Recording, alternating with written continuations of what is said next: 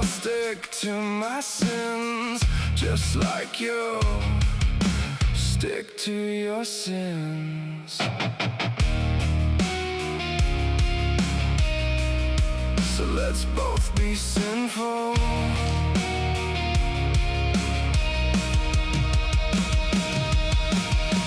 Who do you think you're dealing with? I'm a monster. You tell your friends that I'm sick. I'm a monster. Call me a lunatic. I'm a monster. I don't really give a damn. Anyway, I don't really give a damn. So you say, just who gives a damn? Anyway, but don't you ever forget, I'm a monster.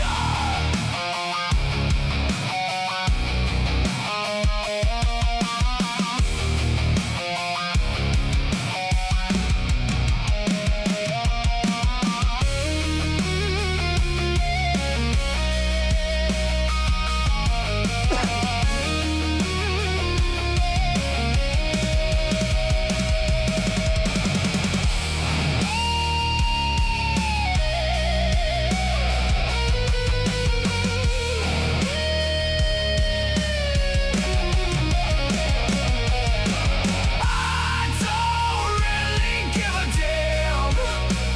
Anyway, I don't really give a damn.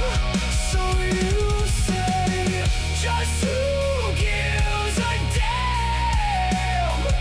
Anyway, but don't you ever forget, I'm a monster. I'm a monster.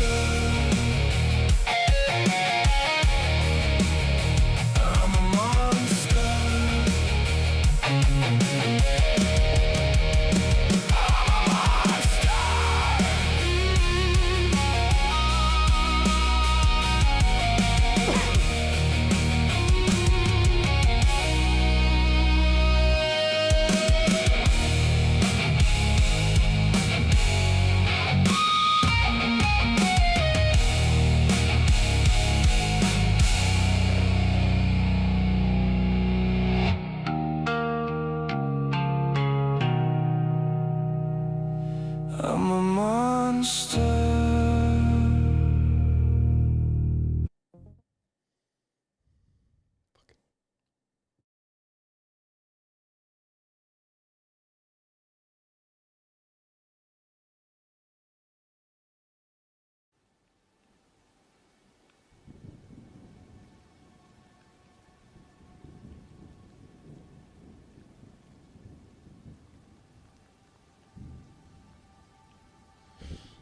All right, ladies and gentlemen, welcome out to What's Your Question? We are at number 118. And the image here, I just want to pop it back up again. There's a guy in prison, right? Now, all of you know I've been very transparent. I've gone to prison. I know what that feels like. And if you've never been to prison, you were kind of in prison during COVID-19. So you kind of know what that feels like, right? Maybe being locked inside your house, going crazy, maybe having to do things you didn't want to do. But there's something very specific about the number 118 that is situated with this seemingly prison that we're inside of. We have a whole series called Prison Planet. I have 5 of those on the YouTube channel. And one of the playlists we have Prison Planet, part 1, 2, 3, 4, 5. And it really all comes down to, you know, the soul trap theory. I've kind of covered that. Just turn this up a little bit. And, you know, being a character here on the world stage. So the song that you heard playing is AI generated. That is my band called Madrugar. And that is the latest song that we've released. These things take time as well. But that song was called Monster. And, you know, I feel like that's kind of what we all are. We're all kind of little monsters. And we're running around the dark. We're banging our heads against the wall, trying to figure things out. Sometimes we're good little, be the best little devil you can be. Sometimes we're, good little people. Sometimes we're not. And essentially, we are crafted and created after, something, you would think. And are we just kind of made in the likeness and image, as it says in Genesis? And if so, then that would make the creator kind of a monster as well. So I'm going to show you a few slides tonight. I have a couple previews coming out, on the Patreon. On the public YouTube, I have some astrology we're going to be talking about. I have one of my favorite DJs, DJ Korolova. If you like her music, I'm going to be breaking her down using astrology, true sidereal, the astro-alchemical cosmic codes in the spotlight system. Her birth card, she was born on the 17th of March. Her birthday just passed. And she's climbing the ladder, literally being one of these. This 9 of diamonds. Like literally, this is the card for today. Is the 9 of diamonds, which becomes, hope it doesn't get washed out, which becomes this 9 of pentacles. The superstar, you're on television, right? And that is what I feel we all are, and I don't think there's any doubt about it, that that's exactly what's going on in our reality. Is that we are all these little characters running around, and we're stuck here, and we're serving out a life sentence. Which we've talked about. We've talked about, you and I, serving out this life sentence. You don't have to agree with that, of course. These are my opinions and truths and ideas and all that kind of stuff. So you don't have to agree with that, right? All that matters in the end is what you end up adopting as your truth. Okay? So I'm going to get to as many questions as I can. I have something brand new I've added to this platform. I'm able to actually splash comments up on the screen. So that's kind of cool.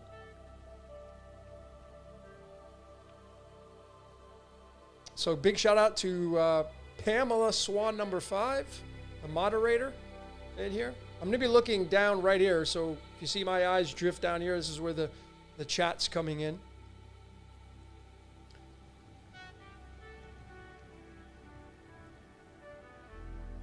So I appreciate each and every one of you for being here. So I'll just splash this up and show you. It's kind of the new format here. So Prison Planet. So that's kind of cool. So I can splash your questions up on the screen and we can have fun with this. Okay? So let's get into these questions. If you haven't watched the Bob Lazar S4, I hope you have by now. That one was a humdinger of a decode, right? That one was a lot of hours, not just spent on creating the slides, but also watching the documentary. Not the first one that he's done. And it's just mind-blowing because Luigi, the producer, the director of it, I go watch an interview, and the guy has A52 on his shirt, which is 152, which is tied to the aliens. It's just, and I don't even think the guy knows it. Matter of fact, I would bet my life the guy doesn't even know what that means on his shirt.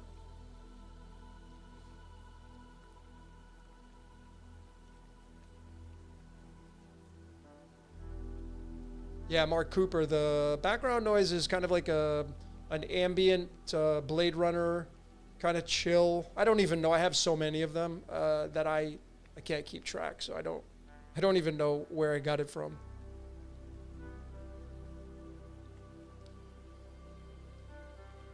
Tammy Lynn, the first question Tammy's asking, have you decoded the Son of Perdition? I have not done that decode. I haven't done that one.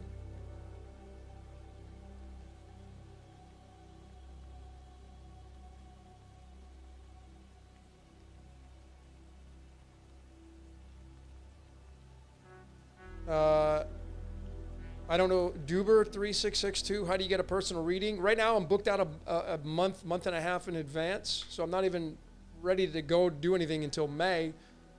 You can contact me, send me an email, decodeyourreality@gmail. Make sure it's coming from me so you don't get some intruder or invader. And you can, what I'm going to suggest that you do is, you see the website right below me in the screen here, spotlight.life. That is the self-directed course. It is a go-at-your-own-pace course. We created it brought it out last year. The very reason why we brought it out was because there's something special about decoding yourself. There's something special about you doing it versus someone else interpreting your charts. And on top of that, the Spotlight course has over 8 modules, and you're not going to get that from a reading from anybody. And you collect all the data and you have it forever. You don't have to reference a reading. It has everything, and it's all using AI. And I show you how to do it step by step. So even if you have zero knowledge of how to read astrology or numerology, you don't need it. I show you step by step. There's copy and pastes, how to put it into AI. It's super easy.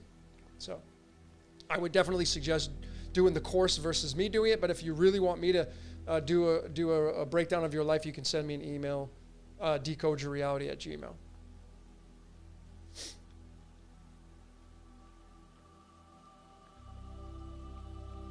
Jack, what's going on, man? Jack says, thanks for my reading. I have to listen to it twice. Yeah, so the suggestion with reading, if you've gotten a reading, right, listen to it every single month for 12 months.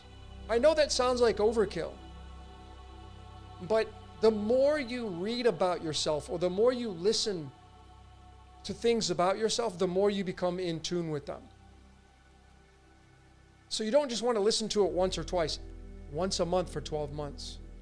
Because you're going to graduate, you're going to advance your frequency, and as you do that, you're going to reference back the reading and you're going to see, like, oh, check, check, check, check, check, check, check. And ladies and gentlemen, I'm telling you, the name of the game in this movie that we're in, the game, is to be able to control your emotions. It's being able to control your mojo, your sexual impulses. I'm telling you, that's what the name of the game in this reality is all about. Because that is what we're being used for. Mankind, humankind, whether you want to agree with me or not, that's fine, is being used, and we are being used as entertainment and for our emotions. Anger, sadness, grief, joy, bliss, ambience, love, oxytocin, dopamine, serotonin. That's why the Greeks said that we are food for the gods. You don't have to take that literal.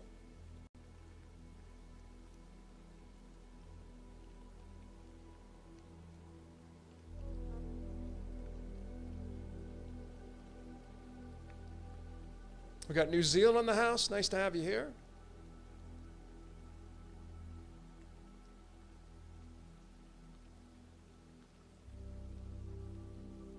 Here's a question by Sojourn. Cards of Destiny are calibrated to tropical. They are not. That is not true. The cards are universal for any system you want to use them for. Okay? There are 13 cards per suit. There are 13 constellations. I'll say that again. There's 13 cards per suit, ace through king. There are 13 constellations. There are not 12, there are 13. So we've placed the cards in the 12 zodiac signs, sure. But we always have to take the king and put it in the middle. But not when you use the constellations. The constellations are on the outside of the wheel, which were observed first. We already covered this in the zodiac decode that we've done. 2 systems. So the cards are universal, and it doesn't matter what system you use them for, they're going to fit. There will be overlays. Okay?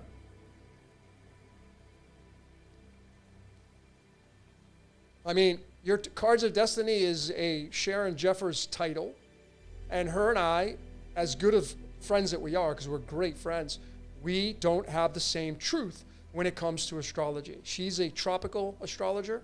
I am not. And I want to reiterate, I use tropical because it's the 12 houses broken up in the sky, but the constellations, there are 13, and they are not all 30 degrees. We've covered this a zillion times now.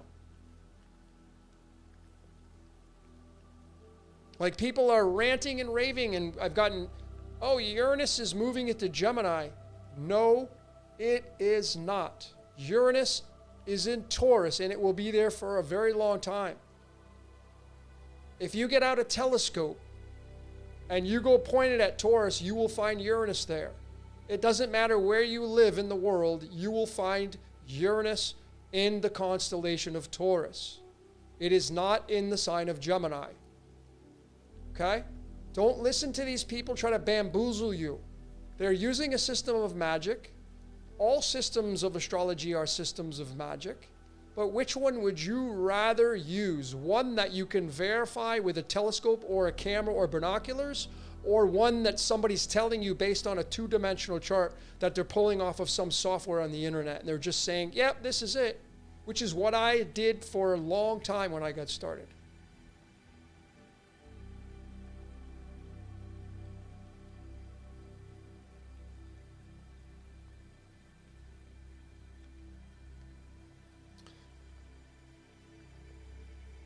Furry Jedi, I love the name. What happened to the idea room? Well, it didn't pan out. It didn't pan out, so I just kind of, it's not ready or what have you. I mean, I didn't do any marketing on it. I thought maybe with 4,000 or 5,000 eyeballs on the people that watched the What's Your Question, some people would have some interest in it, but I only got a handful of entries. So it just didn't, it's not time. Maybe people are just not ready to share their ideas. Maybe there just wasn't a good idea.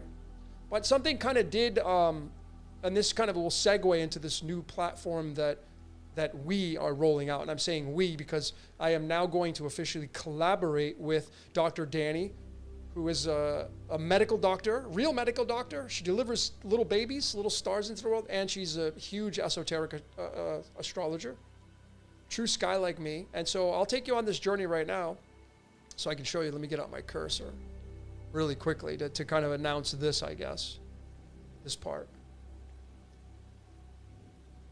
So here we go. So if you want to go become a member here, I'm not going to ask you for your subscriptions or likes, or, you know, I don't do that. But this right here is coming out next week. And her and I don't know if I click on this, let me just get let me see if it'll open it up. Yeah. So this is a collaboration that the idea room opened up. Dr. Danny reached out to me. She's like, hey, I have an idea. So, and it ended up just moving into this. So what's your question? I've been doing it for so long now. She's like, well, hey, let's do something kind of along the same lines. And I thought it would be cool to have a feminine energy in there. She's extremely intelligent. And, you know, her spirit card is the Queen of Diamonds. So it's interesting. You know, my spirit card in the Gregorian system is the King of Clubs. So we literally are the King and Queen here. And that's not to say, oh, you guys think, no, I don't care about that. I'm looking at the code. I'm just being authentic with it, right? And so we're bringing in this platform called The Critical Question. And it launches next Sunday at 7:30 1 p.m. Central Standard Time, and we're going to do live questions. People are going to call in, and we're going to do the chats and stuff. So if you want to get a question answered, you can go to the spotlight.life, and I got to add the website, so I'll do that. But you're going to see later on, if you go to the Spotlight, there's going to be the critical question in the tab at the top, and you'll be able to click on it. And there's only 4 slots. There's probably no slots left now. Maybe there's a few slots left. But we also have, you can email your question in, and we're going to take some of those questions. And these are your critical questions. And these are based on astrology, numerology, tarot, cards, health and wellness. I mean, I'm certified in nutrition. She's a medical doctor. She's a real medical doctor. So this is really cool for me to collaborate with her. And it was just such a synchronistic idea. And wait till we show you how the astrology chart all lined up and the numbers, and it's just really kind of mind-blowing how this was completely scripted to play out. So it's called The Critical Question. If you go to YouTube and type that in, you might be able to find it directly. Maybe Pam can put that in the chat. That'd be kind of cool, and then I can paste it. Oh, there you go. All right, let me pin this. So I just pinned the link to the top there. So if you want to easily just click on that, and you don't have to become a member. subscribe. I don't care. That doesn't matter, but if you want to be involved, this is kind of what's your question with a little bit of a twist, because it's going to be Dr. Danny and I side by side. We'll be sharing screens, but we're going to take phone calls, and I don't know what it's going to morph into. I have no expectations, just kind of fun. And we're going to offer you, like, hey, what's my love signature? Hey, my partner's kind of giving me trouble here. How do I interpret this, or how do I interpret that? This is what we're here for, right? And you're going to have not just me observing, but her. And she has strengths that I don't have, and vice versa. So we could talk about whatever you want, but if you get to be one of the 4 on the show, you get 15 minutes. You get one question. We hope it's critical. And then we have the time allotted to break down and show you and talk about what we see. So it's going to be a lot of fun. So there's nothing that we won't, tarot and the cards and all that, I'll pull this stuff out. We'll fit it into your astrology chart, do the best we can, show you what we see, give you suggestions. Of course, we can only say it's entertainment. It's not for the use of healing anything. It's not the use for any therapy or psychology and nothing like that, even though I'm a huge fan of it.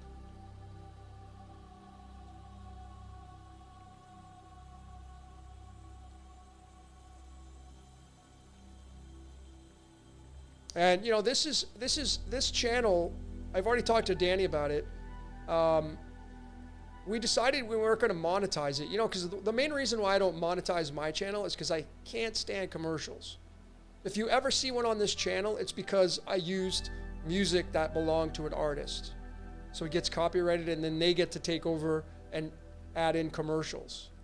But now that we have all this AI music, and I got 2 bands now, I don't really have to use any copyrighted material anymore. So it looks like smooth waters moving forward, because now the music that we're using, it's not going to get a copyright strike. So anything that you watch on this channel, probably moving forward, there's not going to be any commercials. So this is how we created the critical question. Is that I was like, I don't like commercials. She doesn't like commercials. Let's not do that. And so this is kind of a nonprofit. And maybe go into like a charity-based kind of thing. And I don't know what it's going to turn into, but it's going to be fun.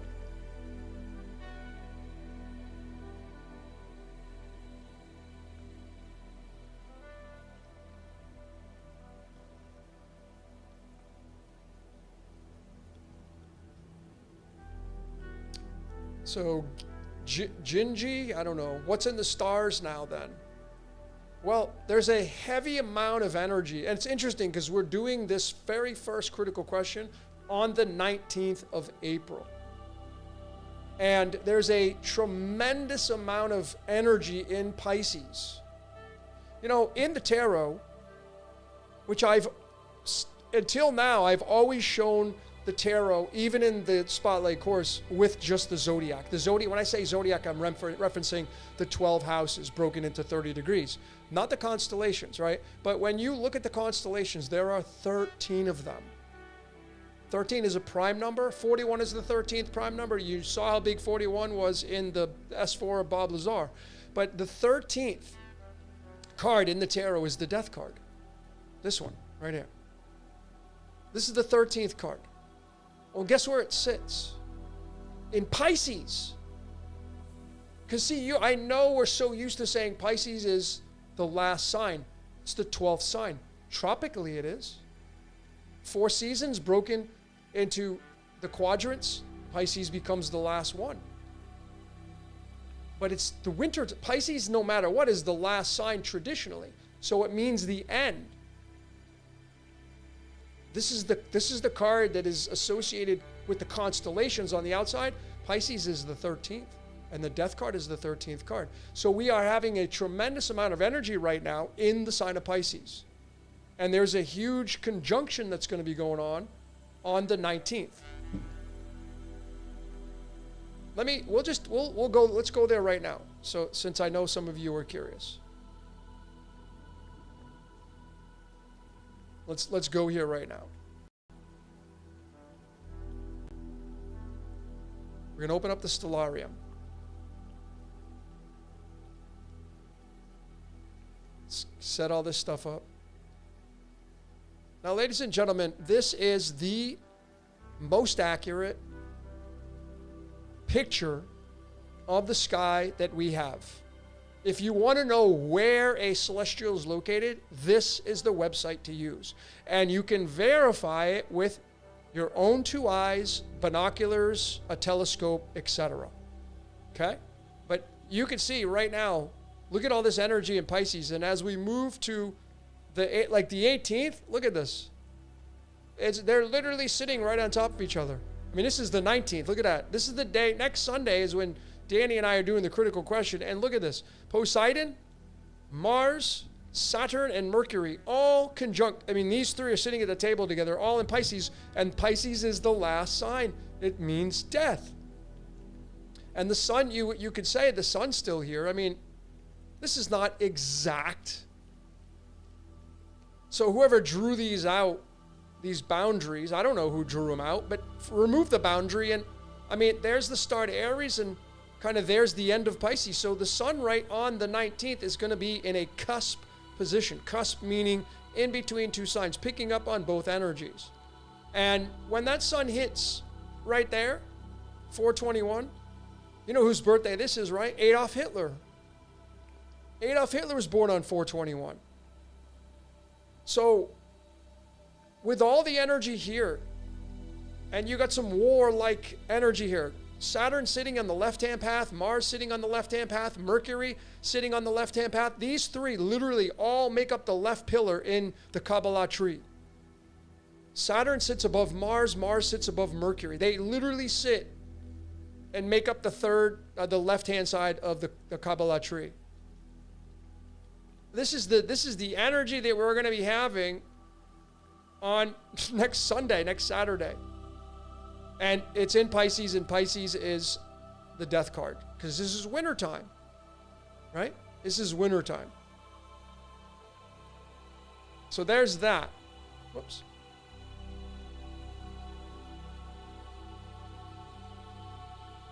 So who knows what's going to happen?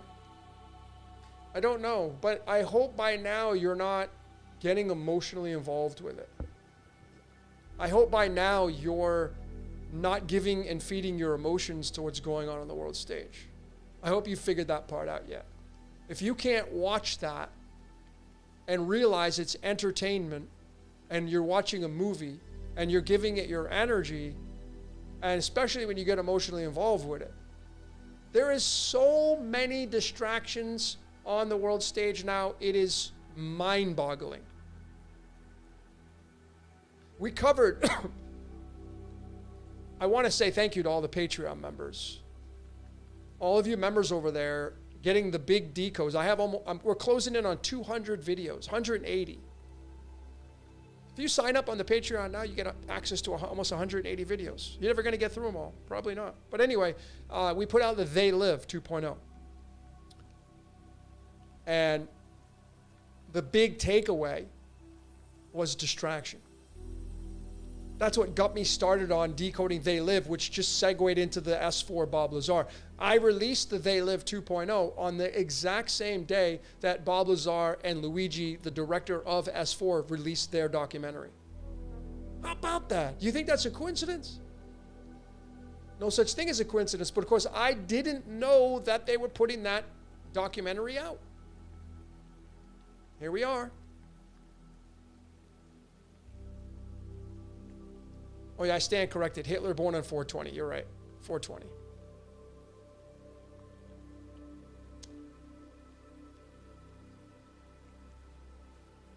Mars is the first month of the Roman calendar. Okay.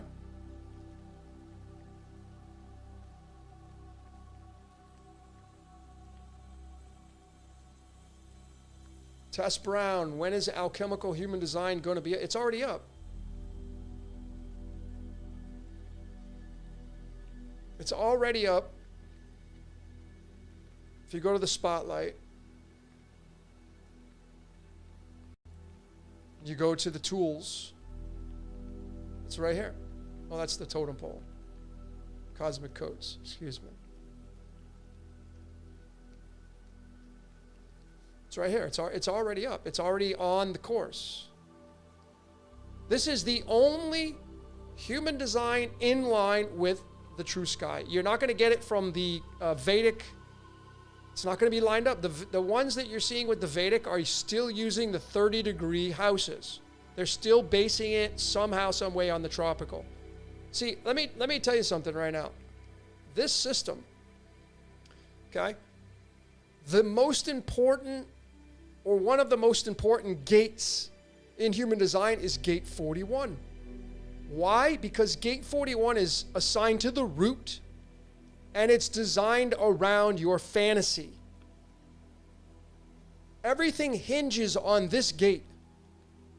So when we line this up, I lined it up starting here. If you go research this I Ching 41 and you research it and what it means, and then even Richard Rudd and the gene keys, and if you fancy that, this one is the spark of fantasy. Kind of like the ideas that are coming into your mind, the fantasies that you want to act out, this one. And 41 is connected to gate number 13. Okay? Which is connected to your emotions. I think it's gate 3. No, it's gate 3, excuse me. It's gate 3, which is tied to your emotions. And that's pi. If you look at the connecting channels of human design, it's 314, it's lithium 3, and niobium 41.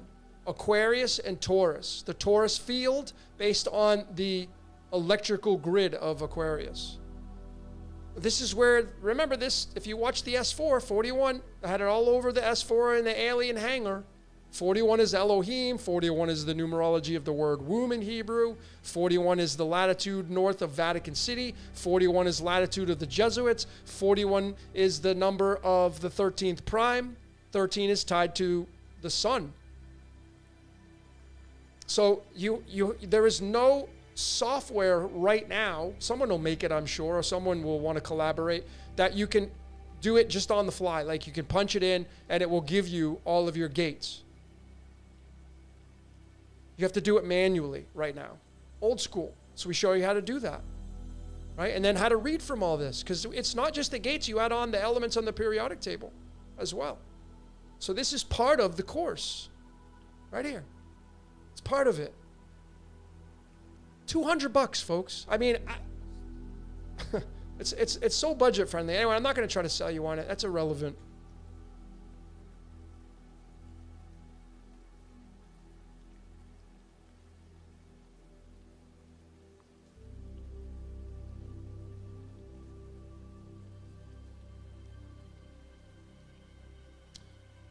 M. Rivers asking, on your video today on Area 51 about blood types, can you explain again about O positive versus negative? Yeah, so if you're O positive, you have the RH factor. You have it. RH positive, O positive. If you're O negative, you'd be RH negative. You wouldn't have the RH factor. That's it. If you're positive, you have it. If you're negative, you don't. That's it. Okay? That's it. That's what it means.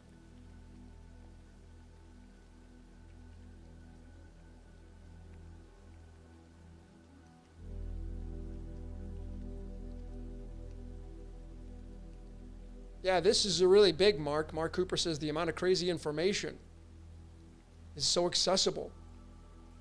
And it's designed to distract you. You know, I mean, I catch myself. I'll get on YouTube, and it's just like it hypnotizes you. Because there's so many things that draw you in, that grab your attention, that wants your attention. That's what it wants to do. And why that is, oops.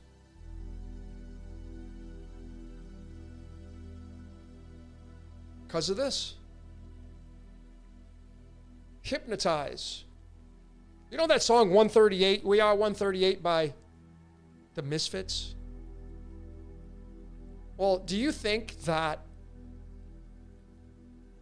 Glenn, the lead singer who wrote it, do you think that he knew that the numerology of demon possessed? This is the real word in modern Greek from Matthew chapter 4, verses 24. The very first time the word demon possessed, and it's all combined. I didn't combine it myself. I didn't arbitrarily combine this. it's combined. That's how it comes as the word. There's the word daemon right there. Well, you see, do you think that Glenn Danzig knew the numerology of demon possessed? Well, folks, I have a presentation coming out on this. I've already done a small snippet on 138. I'm going to show you. I am going to show you that these guys right here, the original band members of the Misfits, were being used just like you and I are. Here are their names, their birth certificate names. 160. And Antichristos is 160. See, this is the thing about, this is how I know we're being used, because they didn't make these birth certificate names up to match this. I already know this to be a fact. Because their parents would have to be in on all the conspiracy, and then they would have to seek out these band members so they'd come together because they had to form the number 160. No way. Not a chance. So when you see this right here, right? It's not what you think. If I told you that you were possessing all of it, no, not me. I'm not. No, I'm not. No, not me. No, because you instantly correlate it to theology and what it's taught you. But I'm telling you, you get hypnotized. I get hypnotized. People are waking up though. And it's really all about, this. See, this is what's your question 118. And this is the word prison in Greek. That's why I got the prison bars for this one. And I know it's like, wait a minute. Christ is the prison? Of course it is. This is what perpetuates the game moving forward. This 118 is what perpetuates the game moving forward. And these entities, if there is such a thing, right? Like this is tied to trauma and the shadow self. These are a necessary component. Like a job and responsibility. And I know some of you may get freaked out. Like, oh my God, Logan, how could you say that? And you may think of me differently. Maybe you're going to be, no, I don't like this podcast. I don't really care. But see, I like to talk about the things that majority of people are afraid to talk about. They're scared. They think there's going to be repercussions about talking about it.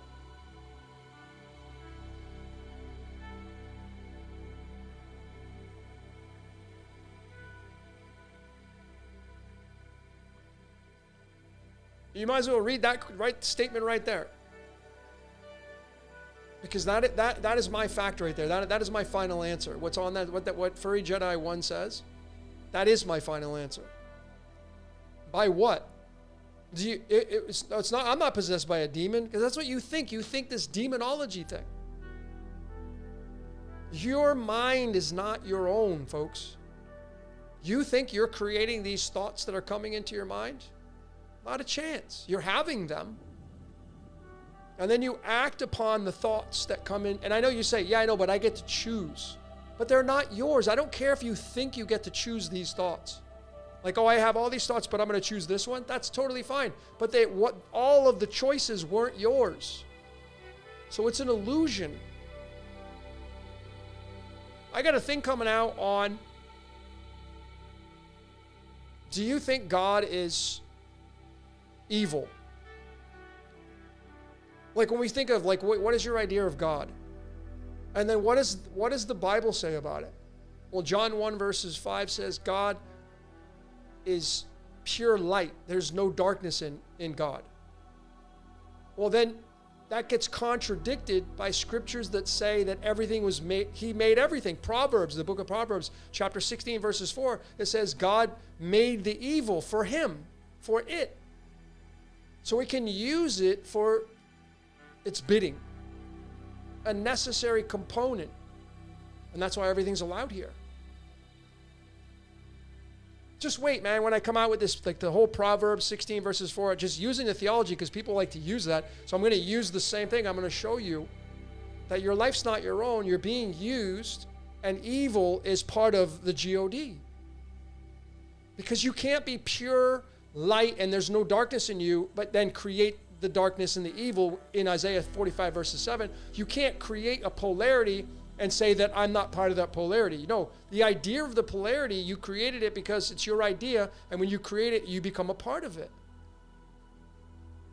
So what happens in this reality that we live in this loop. And the right-hand path, the path of good, just do the right thing. That's why they say that. Just do the right thing. It gives to the left-hand path.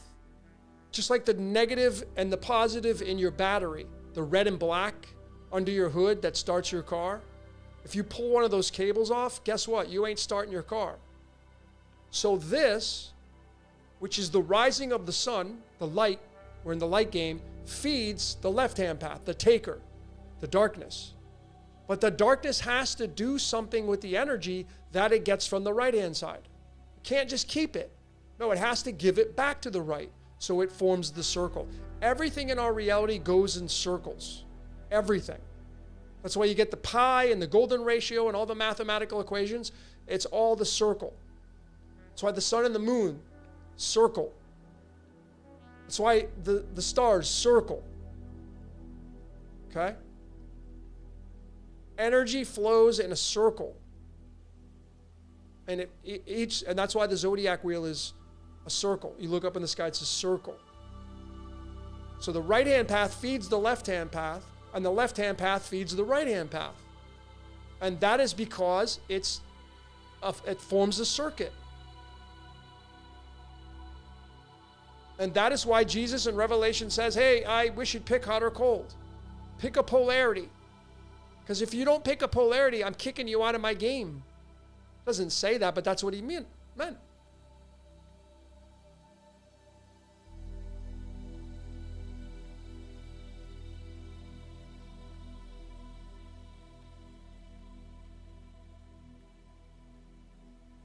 I'll show you right now because I know some of you have these questions. Let me take you on this journey.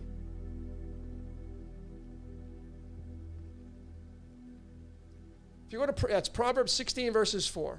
Look at this. Look what it says. Did you know this? Maybe you didn't know this. The Lord has made all things for himself. Yes, even the wicked for the day of evil. So if God is pure light and there's no blame and blemishes and it's all pure love, then why has it created evil for itself? Well, it's obvious why. Clearly it's obvious. Because we live in a world of polarity. And the black feeds the white and the white feeds the black. It's really that simple.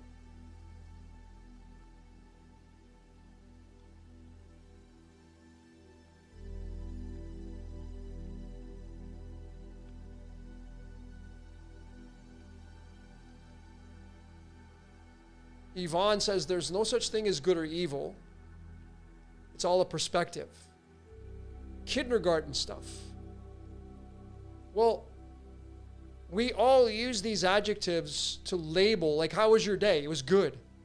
So just like that, you've created good and evil in your life. Because if you say it's good, which I know you do, Yvonne, or whoever, Yvonne's, whatever you're, if I say, hey, how's your day today? And you say, it was good. Boom. You just created polarity. How's that steak that you're eating? Tastes horrible. Bad. Boom. You just created polarity. How's the temperature? It's cold. Boom. You just created the polarity of hot and cold. So it may be kindergarten stuff, which I would agree. But these adjectives are part of the magic spells that we speak.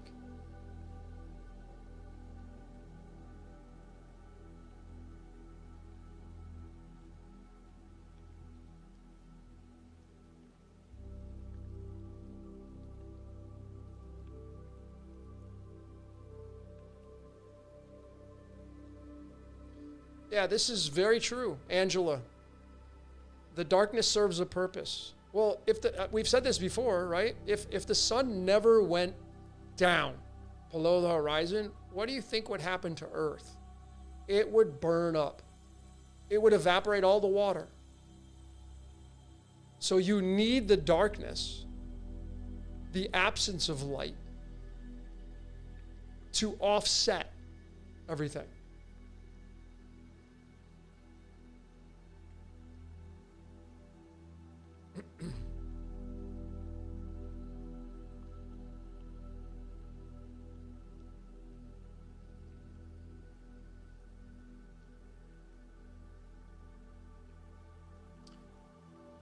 Another question by Angela, how can we trust the book to serve our ascension? Well, again, all of these ancient texts say the same thing. And what they say is that we're being harvested for our energy. So if you don't want to partake in the game, you have to detract from it, which is the tallest order ever, because you're constantly trying desperately to fulfill your desires. If it's not your sexual desires, you're like, well, I'm celibate now. It's going to be maybe your desire to eat. Maybe I'm a foodie. So now the taste buds in your mouth are designed to pull you towards being a foodie and going and doing that to satisfy that itch. Or maybe it's like me, I'm a forensic decoder and I have this passion for decoding. Ladies and gentlemen, it comes down to desire. So these books, the Bible and all this stuff, these are not the be-all, end-all. They are literally scripts playing out. And obviously, the people that have certain positions on the world stage, they follow it. Why do they follow it? Because you see, we live in a world of magic and spells. And when people speak the spells, and people keep speaking the spells, and people keep speaking the spells, what happens to those spells? They start to manifest, scripted or not. So when you have people going to church on a weekly, bi-weekly, twice a week, 3 times a week, when they continually get on, preach the sermons, when they pray, when they speak, when they do this in the privacy, when they talk about it, when they preach and knock on the doors, and they're reinforcing the spells in that book. And as they say, wherever the attention goes, that's where the energy goes. So what better way to be in a position of power and then to use a book that billions of people pray upon, prophesy upon, use it? What better way but to use that book for their own bidding and doing, to make these spells manifest? And that, to me, is exactly what's going on and how it's working. So if you don't like that part, you just turn away from it. Because clearly in the Greeks, Tartarus is 118.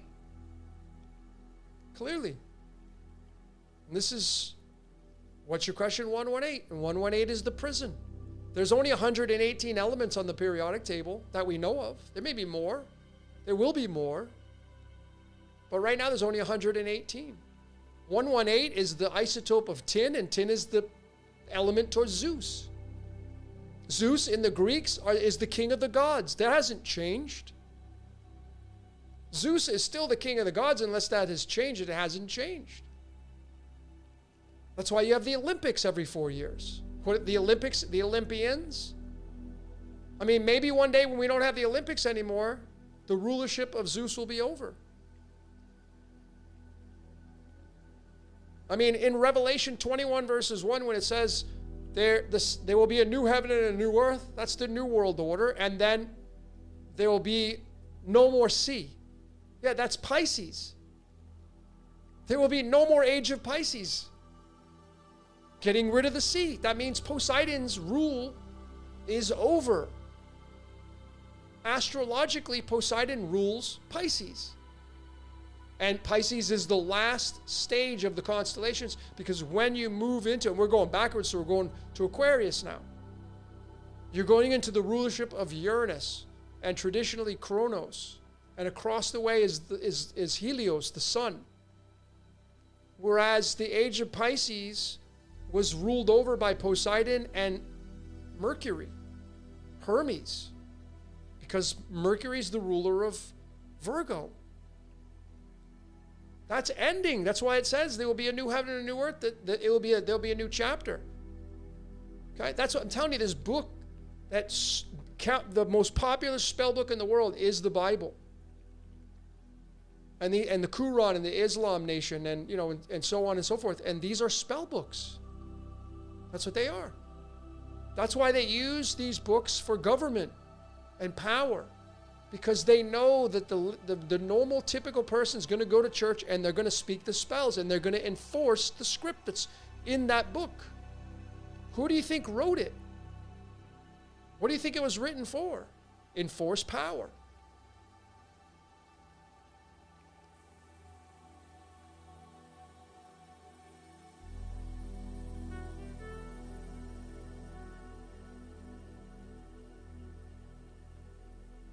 You can say Zeus is keeping us in this prison.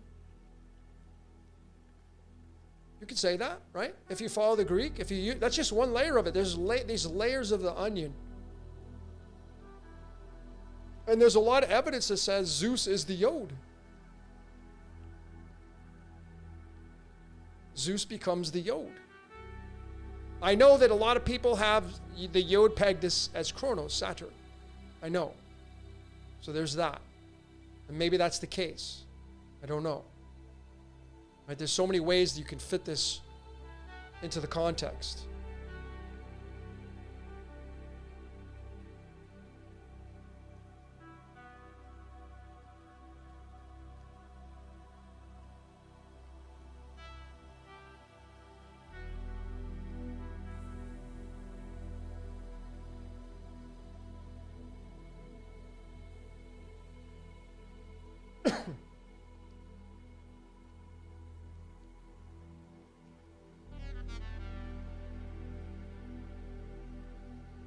Thanks everybody for being here, going through your comments right now.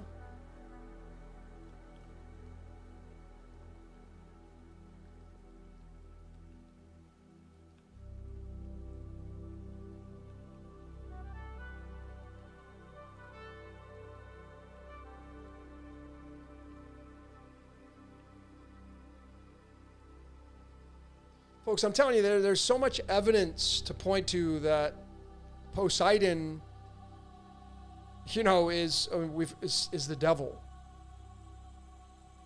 I mean, remember, Poseidon rules Pisces. We are all born into the Piscean age. Poseidon got the rulership of that.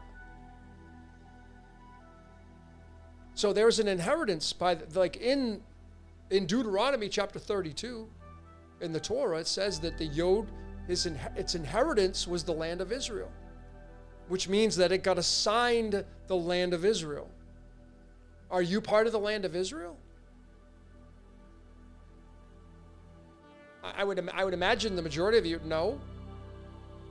But if you follow and you preach and you pray upon the Bible, you become part of the nation of Israel, because you adopt that book as your truth and you speak the spells and you cast the spells and you tell people this is what's going to happen. And this, I'm telling you, this is why this stuff happens, because it's the most popular book in the world. What do you think is going to happen when you have people casting spells and reading it and reciting it and recanting it? It starts to manifest.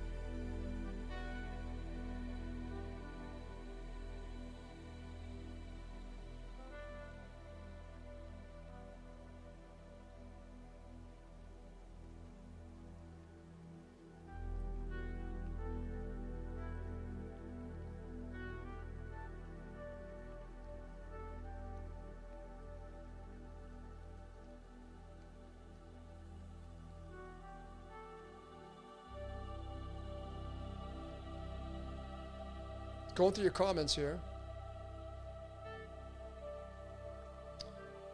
Shift into some NASA. I honestly haven't. I didn't even know this happened. Dr. Danny had told me, and I'm like, they did? This is how naive, like the bubble that I live in. I had no idea.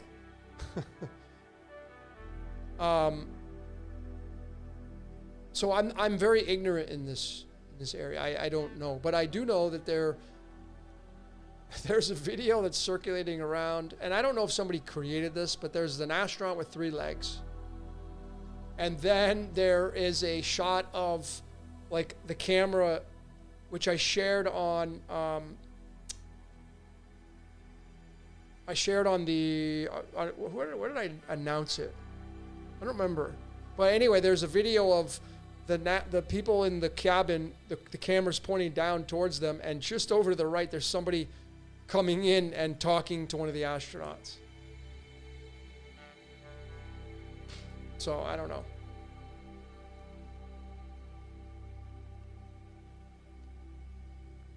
Well, there's a direct it's not real comment for you. Luke says it's fake. Yeah.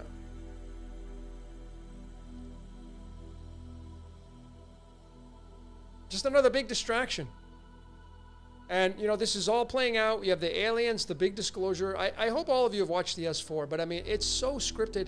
And just the fact, when I was researching the S4 documentary, and then I looked into Ancient Aliens, which is connected to Genesis chapter 1, verses 26. The numerology connects to it. The 41 connects to it. The 41 in the hangar of where the spaceship was held. And then just finding out, discovering that the guy who created Ancient Aliens, Kevin, he created a company called Prometheus Entertainment. And we know Prometheus is Mercury, who's the trickster. And then then he's born in a city that David Wilcox was born in the same county. And they created Ancient Aliens on a 2 of Spades day, which is card 41, matching to Elohim. Why? Do they do this on purpose? And then Kevin, the producer who created Prometheus Entertainment, dies on September 27th, which is the founding date of the Society of Jesus.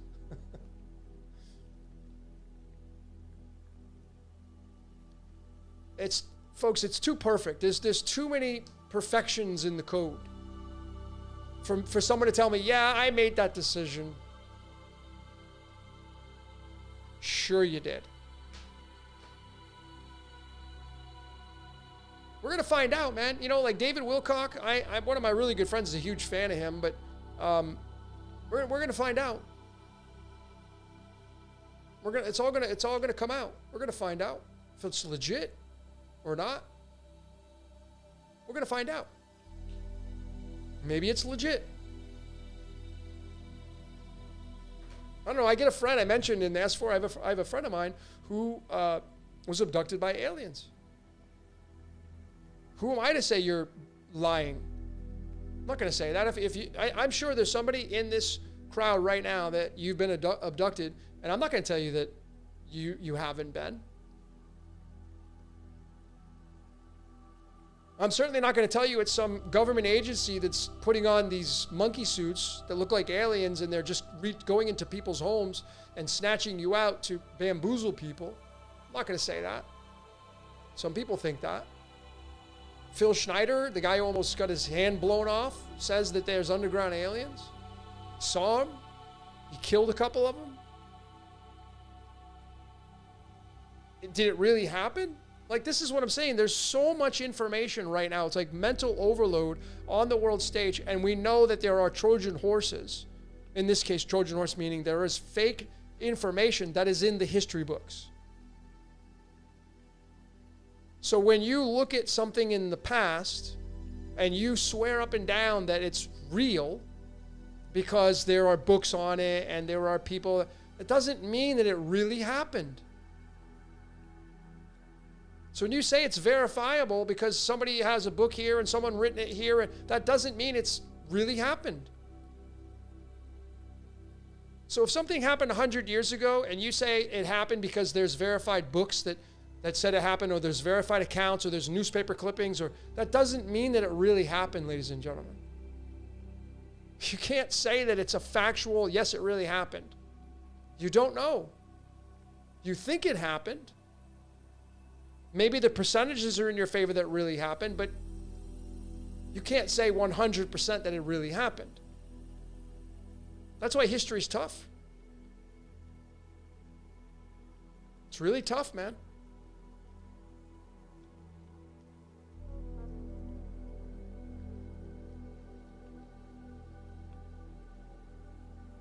CJ says there's no such thing as outer space.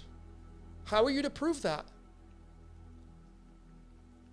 I'm not saying there is or isn't. Because I know some people say, well, there's no outer space and the sky's not real and the stars aren't real and that makes astrology not real. Well, I can read anybody's chart and I could show you with pinpoint accuracy how it is completely accurate with your life. So it doesn't matter if it's something shining from above or below. But there's no way for you to prove that there's no outer space. Unless you get up inside of a ship and go above the earth, then you can come back and say there's no outer space. But until then, you're just assuming that to be the case. I'm not going to say you're wrong, because your truth is the only truth that matters. But there's absolutely no way to prove your position. And you know that. So it's great that you say that there's no outer space, and maybe you're right. Maybe there isn't. And if there's no outer space, then what is there? So that would change everything, right? Like if there's nothing beyond here, that changes everything.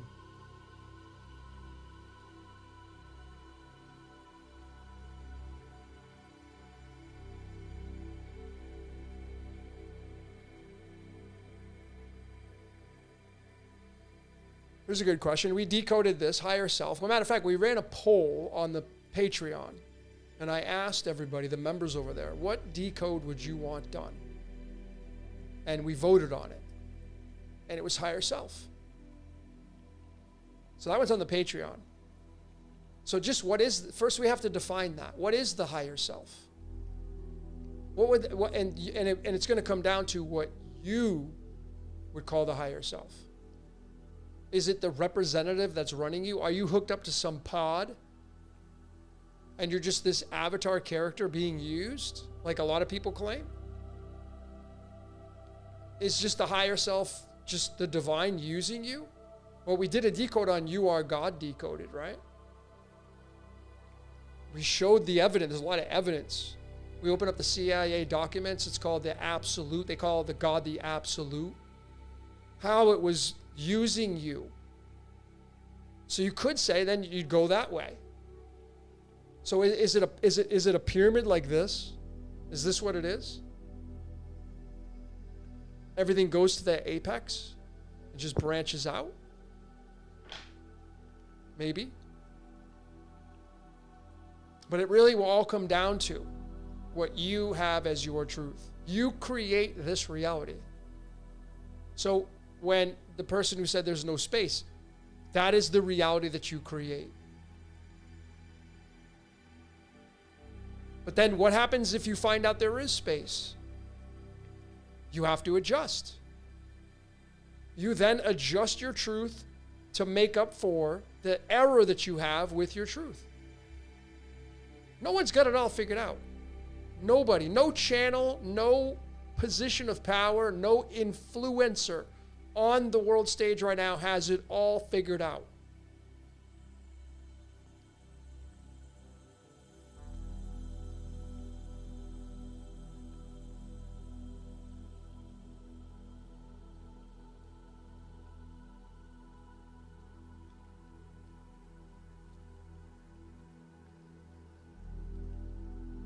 Yeah. Great point. This is an amazing point. This reality is against you. The reality is your resistance. And what you're trying to do, like everybody else, you're trying to sell your life onto everybody else. And you hope that they'll come play in your show. That's what you hope that happens. That's why it's not my fault. It's them. I didn't do it. So what this whole reality is based on is your senses engaged, your perceptions engaged, and you hope that you can sell other people to come over and agree with your truths. so you can have friends and acquaintances and like minds. But what ends up happening is that, as it says, as what Flip says, it's you against the resistance, the outside world pushing up against you.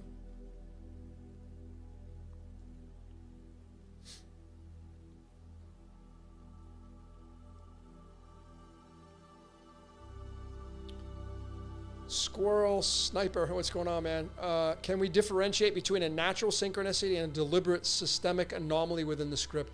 Well, you define natural. To me, it's just the script playing out. We use these adjectives to describe. So someone earlier said, there's no good or bad. I would agree with you.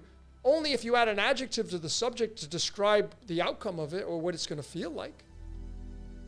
And we all say this, like I had a good day, I had a bad day. You instantly create polarity. But I would think that this entire reality is just one big script playing out. Everything's allowed. So what is natural? What is unnatural? You'd have to define that.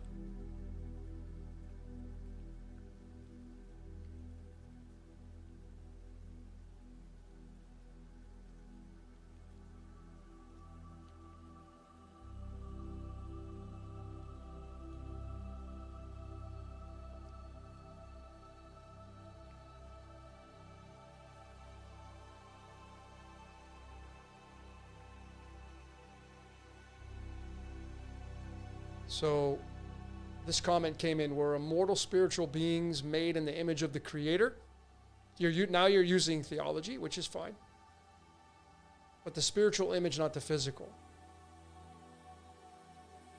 Well then, if we're an immortal spirit and we're made in the image of the Creator, then the Creator is really perverted. Again, if you're going to create this reality, if you create, imagine you create a reality, like a video game, a software writer. You're the creator of the software, the game. Like, I know that Grand Theft Auto number 6 is supposed to be coming out. I'm not even a video game guy, but I know it because I saw somebody complaining about something about it. Just whatever. So I just caught my eye. But it's a big video game. Whoever created that video game is responsible for the characters in the video game, and they can only do what the creator allows them to do in the game. You can't go outside of the creation of what the characters can and cannot do, right? So you're limited. Same with a car.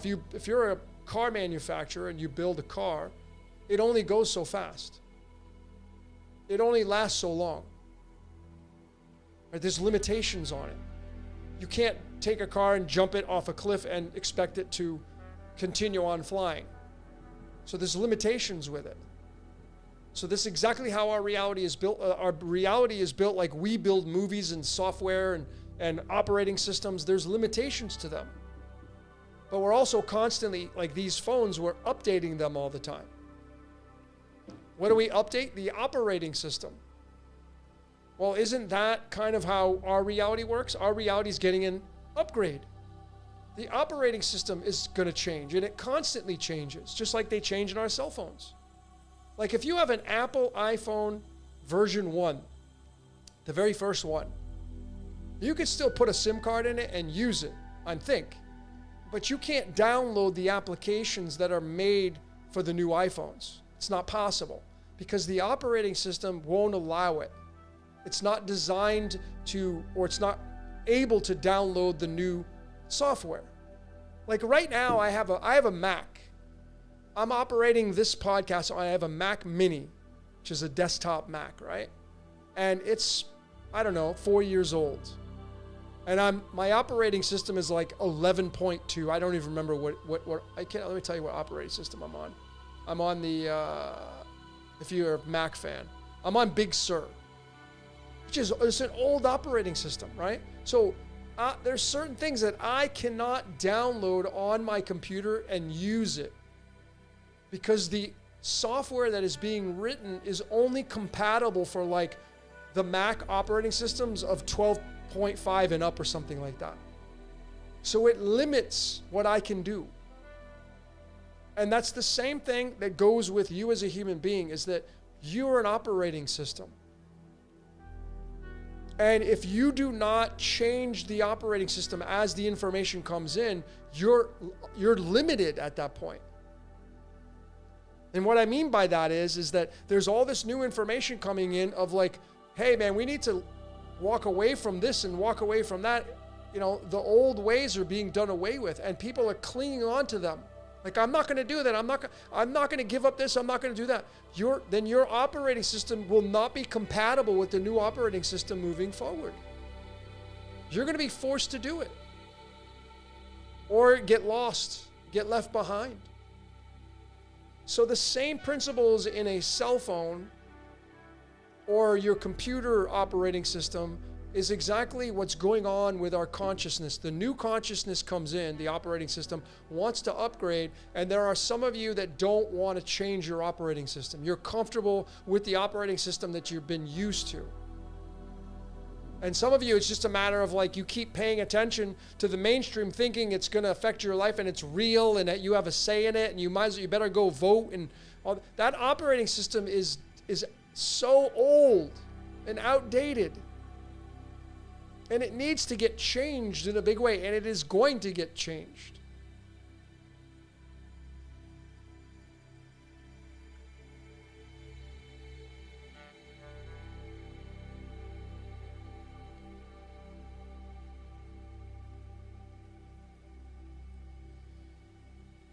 Question by Mode Morose. If it's scripted, well, it's not even, for me, it's not even a question of if. It is scripted. Why do the powers that be, I don't look at it that way. You're the power that be. You're the power. You're ultimately making up this entire reality. They don't have any power over you unless you give them the power. Why do they try so hard to convince us? Because they want you to play along with their script. It's this big rope-a-dope. Again, it's you. Why do you try to sell your life to people? Why do you want people to agree with you? Think about that. Look at your life. Why do you want people to agree with you? And I know some of you say, I don't care. I don't care. Yeah, but you're miserable. And you just complain about it. You say, oh, I don't care. I don't need anybody and da-da-da-da-da. No, folks, this world, our reality is based on your reality, right? It's your reality. So they're trying to sell you their reality, and you're trying to sell your reality. When you stop paying attention to their, if everybody, I talked about this. I did a podcast last week on, and it's Carol Ann's podcast, and I'm so sorry if you're watching this. I forgot what the name of hers, and I'll leave her video in the description. I'm going to be going on and doing part 2 with her. But I had said in that podcast with her last week, I said, if everybody stopped watching the news, man, it would just go out. I mean, can you get it into your mind?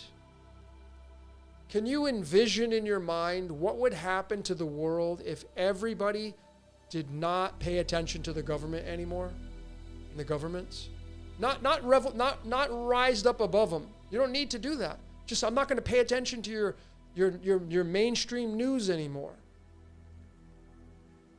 I'm not going to give you my emotions anymore. I'm going to tune out. I'm just going to go do what I want to do. I'm going to pay attention to me and my family. That's important to me. If everybody did that, those organizations would fall quickly. They need your eyeballs. They need your energy so they can be sustained and continue on their movie. They need you. Without you, they are nothing.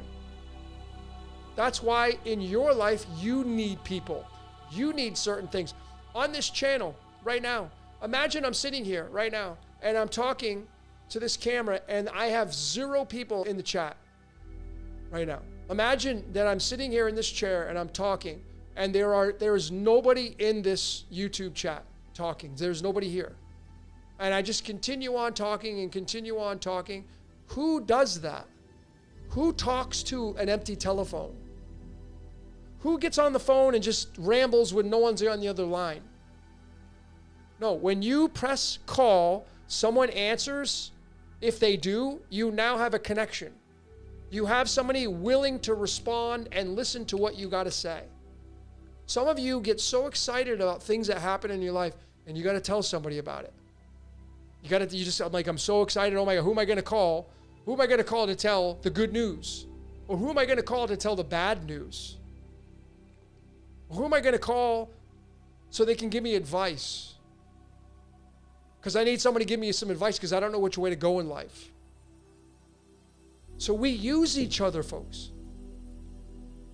We use each other so that way we can get our desires fulfilled.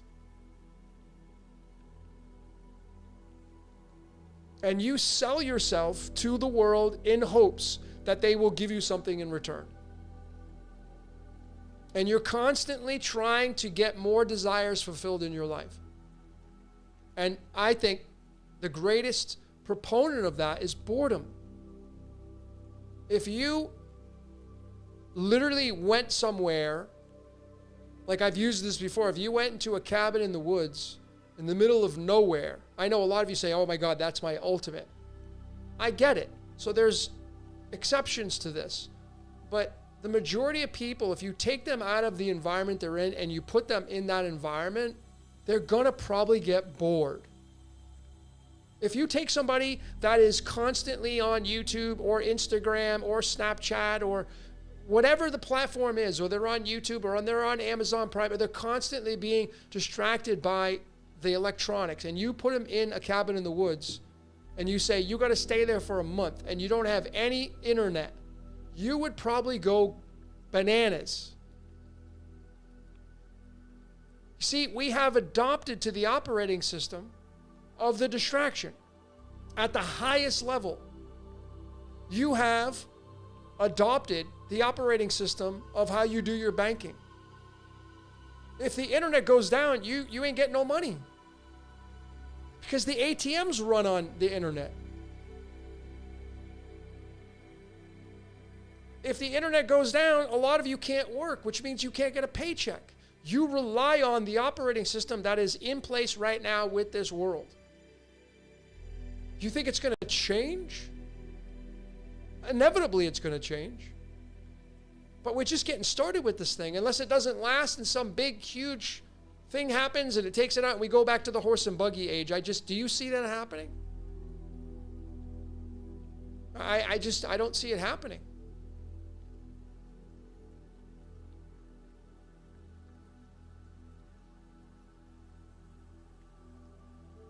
Lisa says, I would take 15 books and a lot of paper. But what I'm saying is inevitably you will get bored with those books and paper because now you're going to want to do something with it. Let's say you want to write a book. Maybe you get inspired to write your own book. Well, now what are you going to do with that information? Imagine you go to a cabin in the woods with 15 books and paper and a typewriter or whatever, and you start reading the books, you get inspired. Start writing shit down.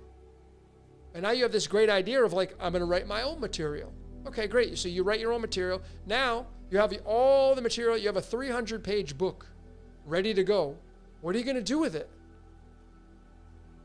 Naturally, we're wired to, I want to go give it to somebody so they can print it. And I want to find a publisher. Or I want to sell it. Because you need an audience now to receive your thoughts that you put down on the piece of paper. This is how we are wired as human beings. We're wired this way.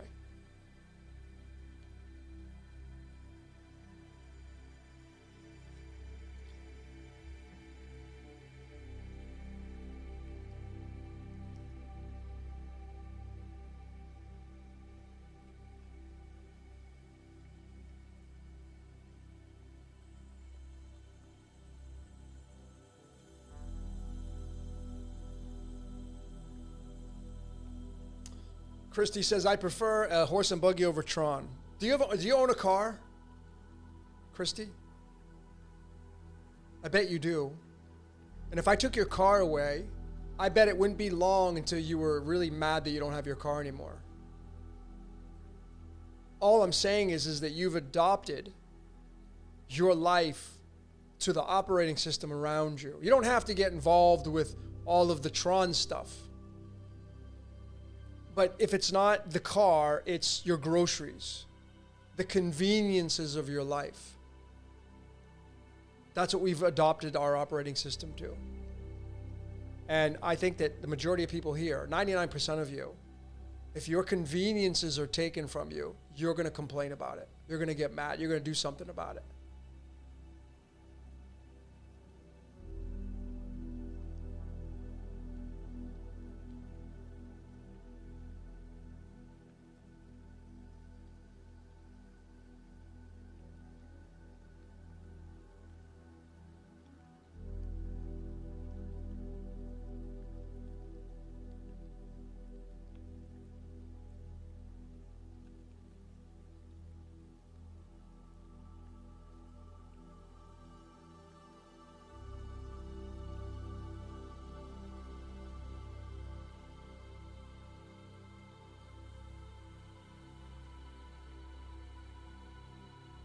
There's a great statement right here. You may or may not agree with this, but I think our world is perfectly imperfect. And, again, my foundation personally is we're living through predestination. So you don't even have to try to do anything. That's the great news. Is you don't have to try to do anything. You just got to go do what you're supposed to be doing.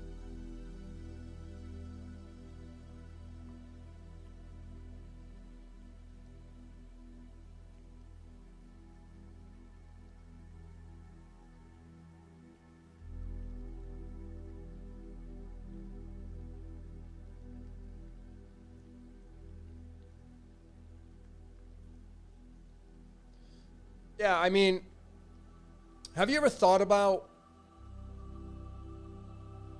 why there's free Wi-Fi at the airports? I mean, do you get free Wi-Fi from the provider at your house? Do they give you free Wi-Fi? Did you ever notice when you go to the airport, there's free electricity to charge your phones? Did you ever pay attention to that? Maybe some of you have. Why? Because do you get free electricity at your house? I mean, the airport is like such extremes, right? You get the free Wi-Fi, free power, but you pay $20 for a water. So it's so extreme. But have you ever thought about why it's free? There's always a payoff.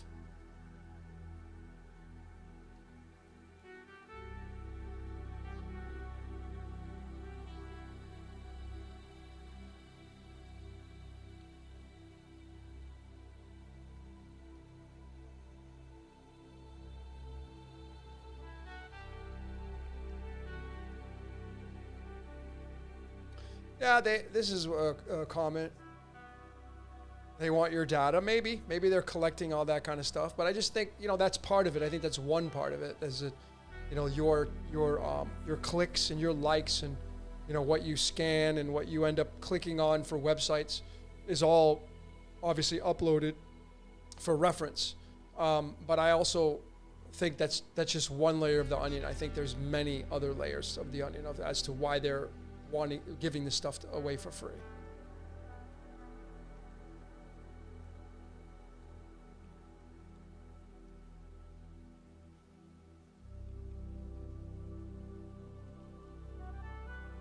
Angelic Creature says, fuel is going higher. Imagine if you can't drive no more. Yeah, imagine that, right? This is why, I haven't owned a car since 2017, I think. Yeah. 2017, I think I haven't had a car. I don't have a car, no insurance, don't have to maintenance it. I have a bicycle. So the gas prices don't affect me. And I know it's just depending on where you live, obviously.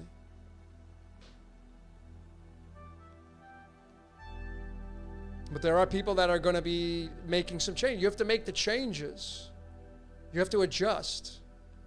You know, an example here is in the Caribbean here. I live a block from the beach. And the water here, obviously, if you've been to this area, Cancun, Playa del Carmen, Tulum, the water's very aqua green and beautiful. It's very warm. It's like bath water. But the beaches now are horrible. There's this sargassum, which is seaweed. And, you know, ever since I got here in 2020, going back and forth, ever since I got here, it's been coming in. And then now it just doesn't stop. So you'll get like a week or two here and there when it's clear and you can go in the water. But now, I just went out there the other day. If I showed you the picture of it, it'll blow your mind on what the beaches look like. It stinks. It's just mounds and mounds of it coming up on the beach. They can't contain it. So the reason why I'm telling you this is because what they are doing is they're now using it to make things with. Somebody came up with the idea, or an engineer came up with the idea, is I'm going to make these into building blocks. And they're using it for fuel and everything else. So why I'm telling you this simple story is because that's what people are going to have to do, is they're going to have to adjust to the new operating system that's coming in. And I mean, I don't have the crystal clear, picture perfect vision of what the new operating system is going to look like. But I do know that the less you have moving forward, the easier your life is going to be. The less you have, not the more you have. But that's not for everybody. Matter of fact, the majority of people, that doesn't work for them. They need more things.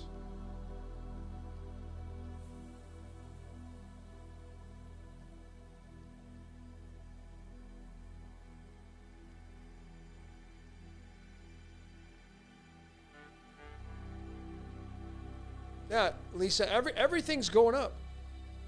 I just got a notification today that Netflix is going up. It went up. Yes, I have a subscription to Netflix. It's entertainment, right? It's going up. And what are you going to do about it? You can't. They don't ask you, hey, is it okay if we raise the prices? Well, a lot of things are going up. See, the companies, even that are not impacted by what's going on in the world stage, they can use this as leverage to jack up their prices because everybody else is jacking up their prices. So why not us? Let's do it as well. And I'm sure that some of the companies out there that are not going to be impacted per se of what's going on are still going to raise their prices because that's what everybody's doing.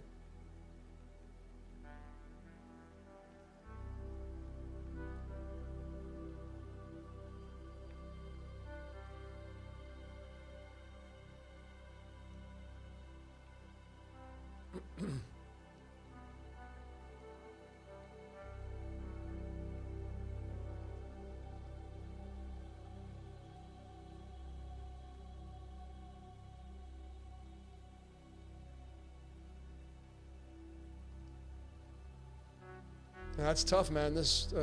I have to drive from Jersey to New York. I mean, that's what you have to do. That's what you got to do. A lot of you are, aren't we all, right? But we become slaves to our lives. Like if you have to drive from New Jersey to New York, you're a slave to that trip. Because if you don't make the trip, you don't get paid. If you don't get paid, you don't live. So there's this fear, this underlying unconscious fear of, I have to make the trip. And then what we normally do is if we don't like it, we, like most people, I'm not saying you will, but we complain about it. Or it sucks, or, that's how we're normally wired. Where I would say you just flip that into gratitude. Be grateful that you can make the trip every day. I'm grateful that I can get in this amazing car that gets me from New Jersey to, I'm sure maybe you do this. I can get into this amazing car that takes me from New Jersey to New York. And it contributes to my well-being. So I'm grateful. Maybe you do that. That's what I would do anyway. Like if everything's going up price-wise and you can't afford to do a little, you have to shave a little bit, whatever, you still be grateful. All this adjustment, all this new operating system coming in is designed to change you. That's what it's designed to change you. You advance, become more advanced. Some people will become more complainers. Some people, the operating system that's coming in, they're going to complain more. They're going to get more negative.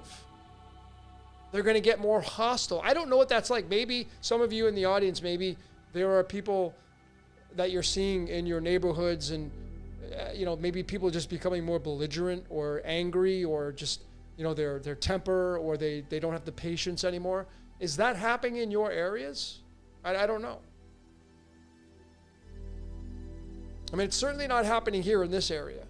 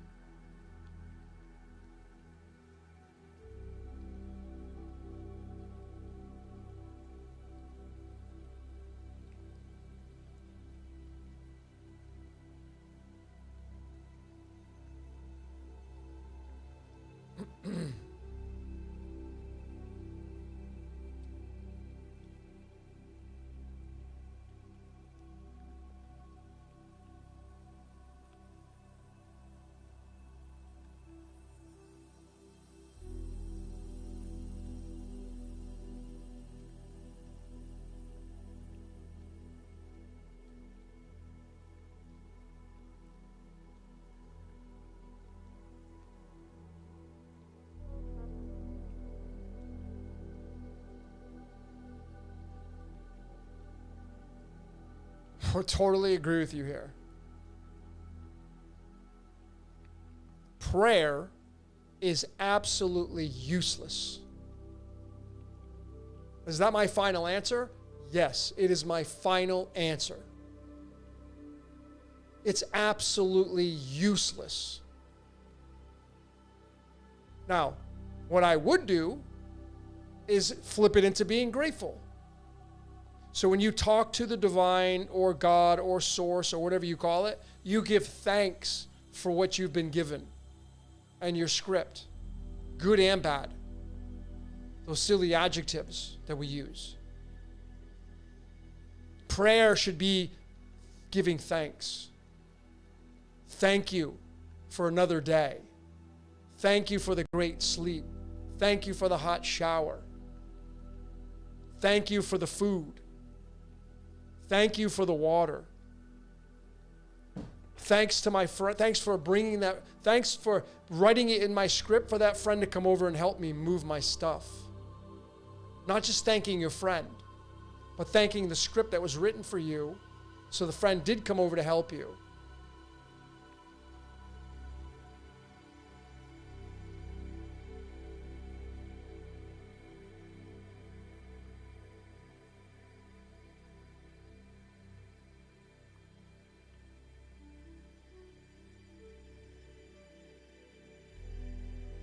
I'm not sure about this comment here. Can you expand on that? I don't understand your comment here. It ends with the devil and it starts with God. What does that mean?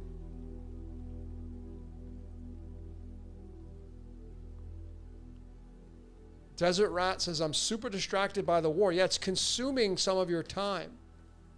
And you're feeding it.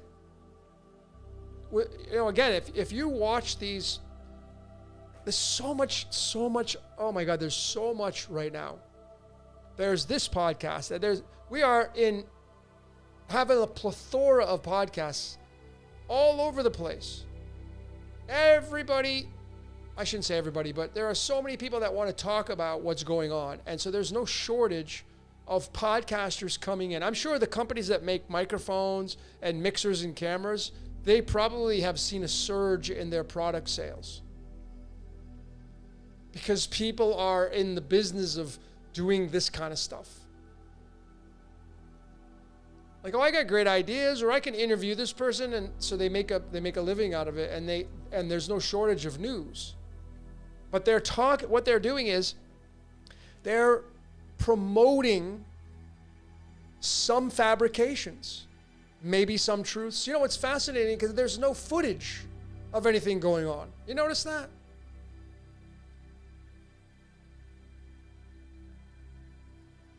And even if you have seen things, that doesn't mean that it's real. That's the thing. So there's this massive, massive push of distraction going on the world stage. And it's always been that way. But now, as you know, when I grew up, if you're like, I'm 53, right? So when I grew up in the 1980s, 70s and 80s. I'm born in 73. So like, I don't really remember when I was really young. But when I was growing up, you know, I graduated in 1991. So I was in high school in 1990, 1989, 1988. And back then, obviously, it was much different. We didn't have the cell phones. We didn't have the computers like we did have today. The distractions were not as dominant as they are right now. The news could only be displayed through the television that you had, or the newspapers or magazines that you bought, or word of mouth, right? Nowadays, there is so much information that you're being plastered and marketed by. And you don't even know what is real, what's not real, what's this. So that's what I'm saying, folks. There's all these distractions, and you don't even know if you're being distracted by legitimate stuff. Like, this podcast is legit. Like, I'm really talking into a microphone and looking into a camera right now. So you know this is legitimate. A lot of the distractions on the world stage, you don't even know if they're legit. But you're buying into it like it's real. We all do it. We're all guilty of it. All of us have passed on information to somebody that wasn't legit. All of us have done that. Right now, you can make videos and you can make it look like it's real. So of course there's going to be people making videos and pumping them out and giving information as a Trojan horse. Of course there is.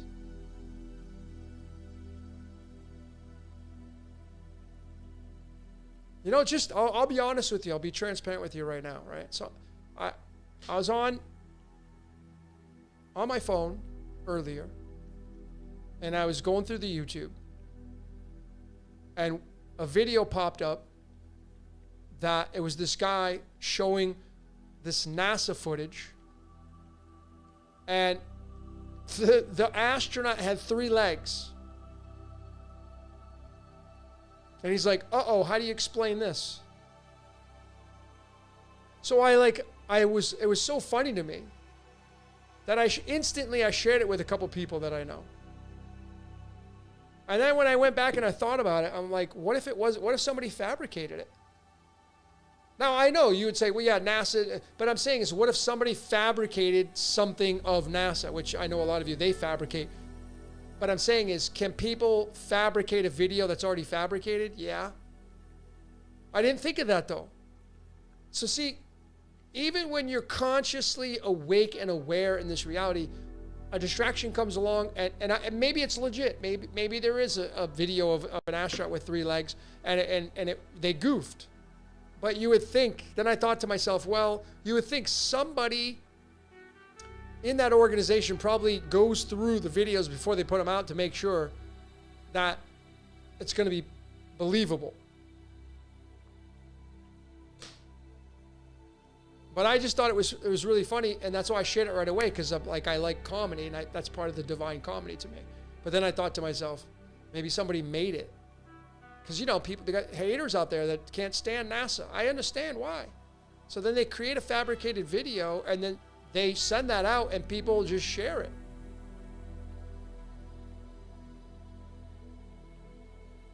So right now, ladies and gentlemen, we are being inundated with distractions. The most, I mean, we are at an all-time high of distractions. Again, I go back, when I was talking about earlier, when I was growing up as a kid, when I got home from school, my parents, go out and play. Go outside and play. So it was my bike, going up in the woods, playing wiffle ball with my neighbor. Played a lot of wiffle ball when I was a kid. Really enjoyed that. Did a lot of fishing. I was raised as ponds down the street from my house. I'd go fishing, go hang out with my buddy down the street, play basketball. I lived by a golf course. I golfed a lot when I was younger. I was big into golf. I played. I went outside. That was my distraction. You know, growing up in the 70s and 80s, there weren't really any obese people. We talked about this. I was watching a Jimi Hendrix live video of him outside at some concert in the 70s, and there's nobody that's obese in the audience. Everybody's all just regular looking people. And I was like, well, this is mind-blowing because it's not what we see now. Yeah, because back in the early 70s and 80s, man, the food was still real. But the other big thing was people didn't have this. People didn't have YouTube. People didn't have Amazon Prime and Netflix. You literally have a movie theater at your house all the time. You don't need to go to the movies. The movies is at your house. So back in the day, during these times, people were more on the regular natural side because of A, the food quality was much better. And there weren't so many like glyphosate and poisons and preservatives. And then number two, the other big one is people were active. People weren't just sitting inside. They were active. You see. I was active when I was a kid. I was told to go outside and play. I remember when we got our first video game console, we got the Intellivision. Some of you are, you're too young to even know what that is, but an Intellivision was like ColecoVision and Atari. You probably heard of Atari. The Atari's competition was Intellivision. That's what me and my sister had. I had one sister. And I remember getting the Intellivision. It was a big deal. And I remember playing those games. And my parents limited me to how much time we could spend playing those. And I also remember coming home from school, and it was still light out. So go out and play. And I was kind of mad. I remember as a kid, I didn't want to come in. But it got dark. Sometimes, during the summertime, mosquitoes come out. So then what do you do when you go inside in the dark? You start to do things in the false light. Like right now, you see me, there's a light in front of me. There's an artificial light in front of me, otherwise you wouldn't see me because it's dark outside right now. So when you come in from playing outside, the natural things to do, you come inside and then can I play the Intellivision? And now you're looking at an artificial screen, the artificial light. And this is what our culture has become. Our culture has become majorly dependent on entertainment. And the majority of the entertainment is the artificial light entertainment. And when I say artificial, man makes the light that comes out of this cell phone would be considered artificial, man-made, by the hands of man and woman. This light. And that is what our culture right now, the collective, maybe not you, but the collective is doing. They are staying indoors. And even when they're during the daytime and they're still using the artificial light. I mean, my whole world is around decoding and writing books and creating courses. I'm not doing those by hand on a piece of paper in the sunlight outside on the park bench. No, I'm inside creating them with a keyboard and a mouse. I'm using not the natural ways of life, I'm using the artificial ways of life.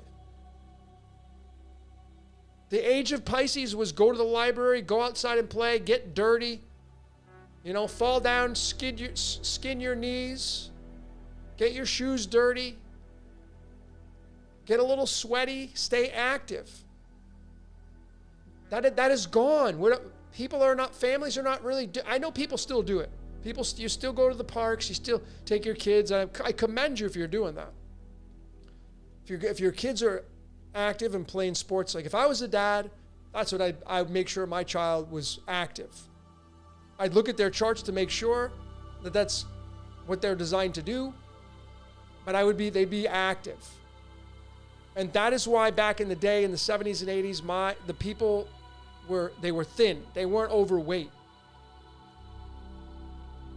That's changed. The operating system is not the same anymore, ladies and gentlemen.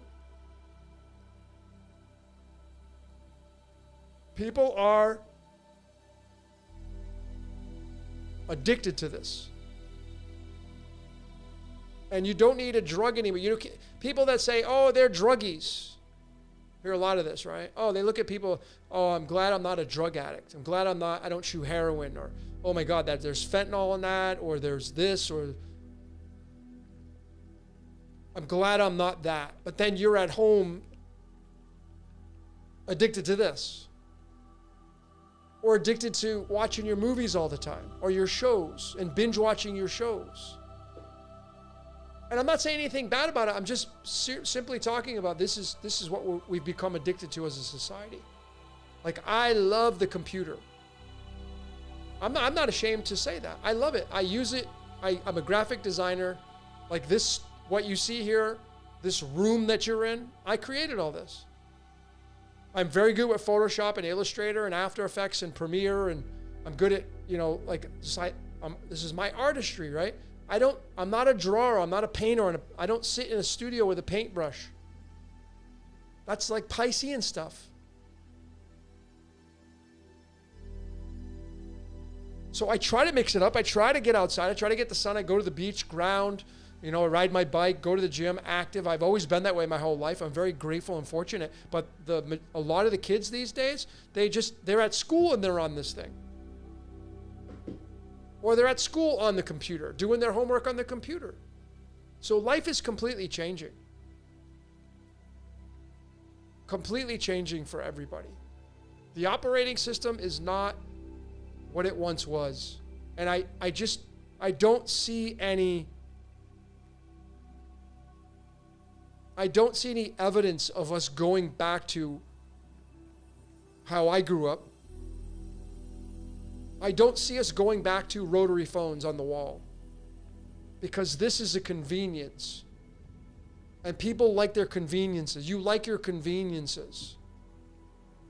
If something happens to you as an emergency and you're in the 1970s, you got to wait. If you're not near a phone or a payphone, you got to wait. A lot of people died back in the 70s because they didn't have access to reach somebody. Now, this is glued to people. So now if something happens, all you got to do is reach in your pocket and grab your phone and call 911 or call your friend or family member, and they come and help you. Everything's being monitored now. Remember the iPhone and can't get up, the life alert stuff? That's all being outdated. That operating system is being outdated. It's being replaced by cameras. If you fall down, the camera's going to catch you. It's going to notify the person on the other end watching the camera. It's like putting a baby monitor in your kid's room to listen to them. That operating system is being done away with. People are putting cameras in the room now, so they can listen and watch. What better way to protect your child but to have full view and sound? Remember growing up, I remember when the baby monitors, you could just put it in the baby room and you could listen. You could be in your room with your husband or wife and have the monitor on the dresser by the baby crib or bed, and you'd put it on, and all you could do is pick up, it's like a walkie-talkie. You'd pick up the audio coming through. Now, that's how that operating system's done. Who wants to use that? I got a camera now that picks up the sound. It picks up the movement. It notifies me if somebody moves. Which one's more useful to you? Which operating system is going to give you a better life? Well, certainly it's not the baby monitor that only provides the audio. No, you're not going to opt for that. When you can see it, I can not only hear what's going on, I can see what's going on. And it's got night vision and everything. So I can turn the lights out so the baby can sleep, and I can still watch the baby and hear at the same time. Which operating system are you going to use? You're going to pick that one. Those of you that are parents, everything's becoming more perfect. Everything's becoming more monitored. Everything is becoming more safe. The cars they're building now, there's airbags all around the car. Whereas you drive around in a 1975 Chevy Camaro and the seat belts, may just go across your waist. And there's no airbag. You get into an accident and you hammer your face into the steering wheel. People get jacked up with those. Now there's protection all the way around. You can escape a massive accident. So all these upgrades and upgrades and upgrades are designed to keep people alive at the same time as making them a little sick. So you dribble that into the reality, so they just have to, and it feeds the entire system. And it's just nothing short of perfect, the whole system. It really, really is. Anyway, that was a long rant. Let's get back into some of your comments.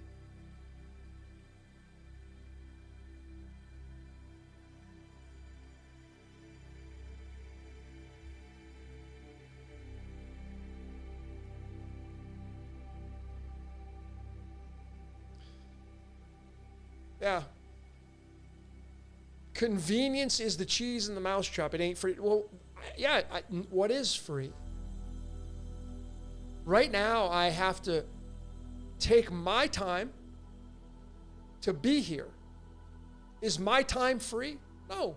I'm doing this because I want to, and I like doing this. There's a payoff I get from this. Because I get to share, I get to help. But it's not free.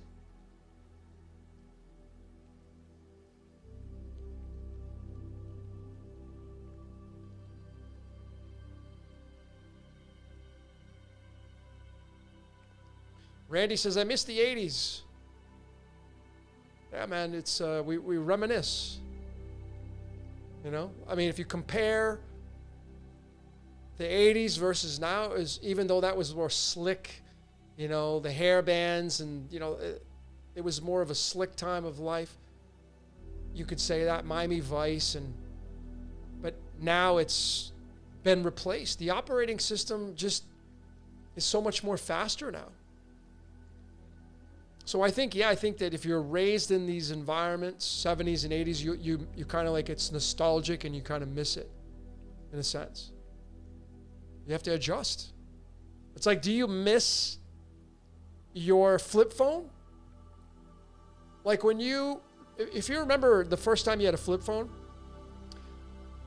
and then the first time you got the sandwich phone, right? The smartphone they call it. I know that the majority of you will not go back to a flip phone. I'm not going to go back to a flip phone. Why? What benefit would there be for your life to go back to a flip phone? I don't see any benefits of going back to a flip phone. I don't see any benefits going back to a rotary phone on a wall where the call quality was not as good. Again, the inconvenience of not being able to get a hold of somebody. The slower paced lifestyle, absolutely a much different than the faster paced lifestyle. We live in a fast paced lifestyle because we're moving into the sign of Aquarius, which is an air sign. So astrologically, we go from a water sign, Pisces, and go try running through water. You'll notice that you get a lot of resistance. But now we're running through air. So it's fast. That's why a lot of you say, yeah, it just seems like time's speeding up. Aquarius energy, electrical, air-based, uranium energy. Whereas Pisces was Poseidon and water. Everything slowed down. Piscean is the things that are made by water. Piscean energy was border books, Barnes and Nobles. Even though they exist, they become nostalgic. Because books are made of water. Are they not? They're made of trees. Trees are made of water. So we're moving into this now. Metal. Where'd the metal come from? Underground. Well, how did it get there? Well, science will tell you that Earth makes it. Okay, well, what made Earth? So if there's a creator that made Earth, why did it make Earth to make the metals, and why did it program us to dig the metals up to put inside these communication devices? Because I can tell you right now, the next step for these is you'll not even have, this won't be physical. That's the next stage of evolution for this. You go from a flip phone to a bar phone to a smartphone, and now this becomes an inconvenience. 20 years from now, people are going to be like, man, those things are so outdated. Because a lot of you, when you lose this thing, you lose your shit. You freak out. Oh my God, do I have anything on there? What about I got to change all my accounts and da-da-da. So, like, that's a liability. Right? It's a liability to own this. To own a cell phone, it's a liability and it's an asset. So the next stage of evolution for this is you won't have to carry it. Hands-free. Where's it going to be? I don't know. Maybe it'll just be a cloud-based. That'll be attached to a Bluetooth and it will just download everything to you. For some of you, that freaks you out because your mind is still in and you're being told that this is the mark of the beast, and so even though you're not religious, you still follow the script and the theology, and it still causes fear in your life.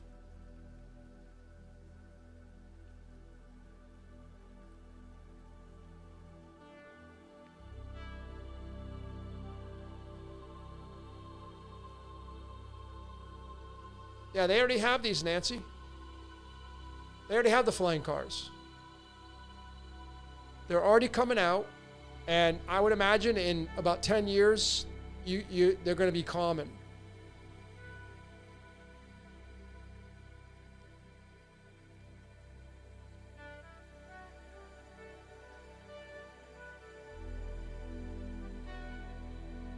Yeah, so Mark, I would imagine you were raised in the same time period as myself, or maybe a little bit younger. I don't know what your age is, but again, when I was growing up, we didn't have the cell phones. I remember when Miami Vice came out and they had the big bag phones that Crockett was driving around in his Ferrari with tubs, and that was like the big thing, Miami Vice.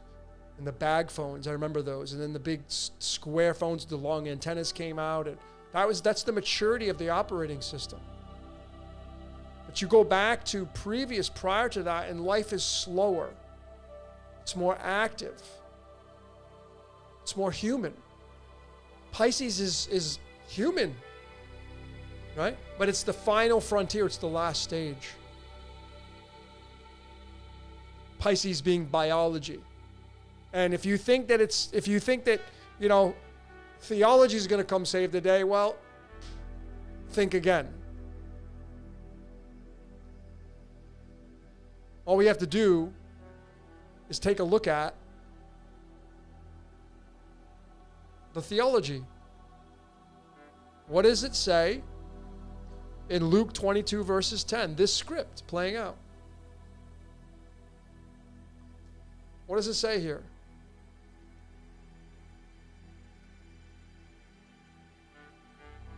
This is Jesus talking to the apostles during the Passover. Just had one of those, right? It's called Easter. And this is the apostles asking him, hey, Lord, where can we find you with the Passover? And he clearly references astrology. So people that are calling astrology evil, then your Bible's evil. Because this is astrology. When you enter into the city, and the city is the astrology wheel, there shall be a man to meet you bearing a pitcher of water. This is common. So many people cite this. That's Aquarius. And that's because of the fact that Jesus came in and said,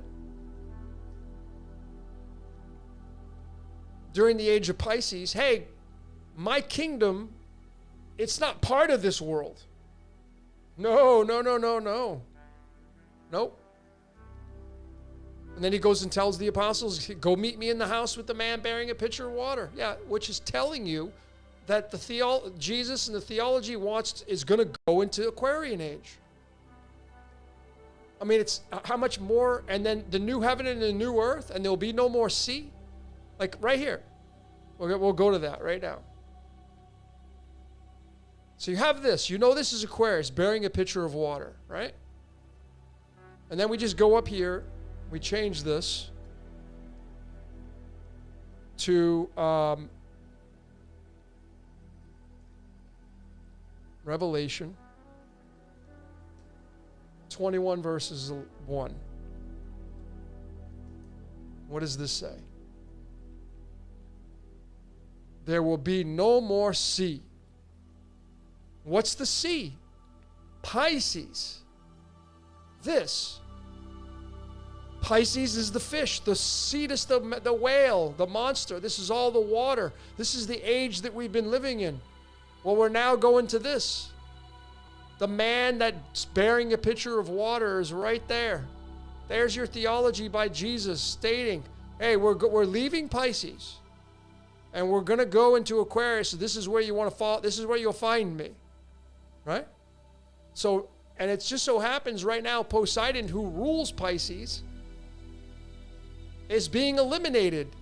Not completely, but as the Lord of the age that we're in, because now we're moving into a Uranian Chronos energy. This is the pitcher of water. Okay? So the new heaven and the new earth will not be ruled over by the sea anymore, and that's because we are leaving Pisces and we're moving into Aquarius. And this is where we're going to be. And we're already seeing remnants of it. This is not a Piscean age thing. What I just showed you, the stellarium, is a Aquarius thing. This streaming on YouTube is Aquarius. This microphone is Aquarius. Hooked up to my mixer. These are Piscean. These 1900s are Piscean. They're made of paper. Pisces is paper and printing presses and Bibles and lithographs and border books and Barnes and Nobles and libraries. That's the Piscean energy. It's not going to go away. That's why we have things called antiques. Right now you have all these antique cars and antique this and people they buy and sell antiques. Nostalgic. I mean, right now the world is in war. Multiple. Right? Multiple wars. You literally have multiple wars going on in the world stage. And what is war? Mars energy. Aries. We're not in Aries, but it doesn't matter because this energy carries over from that age to the next age to the next age. It's always have access to.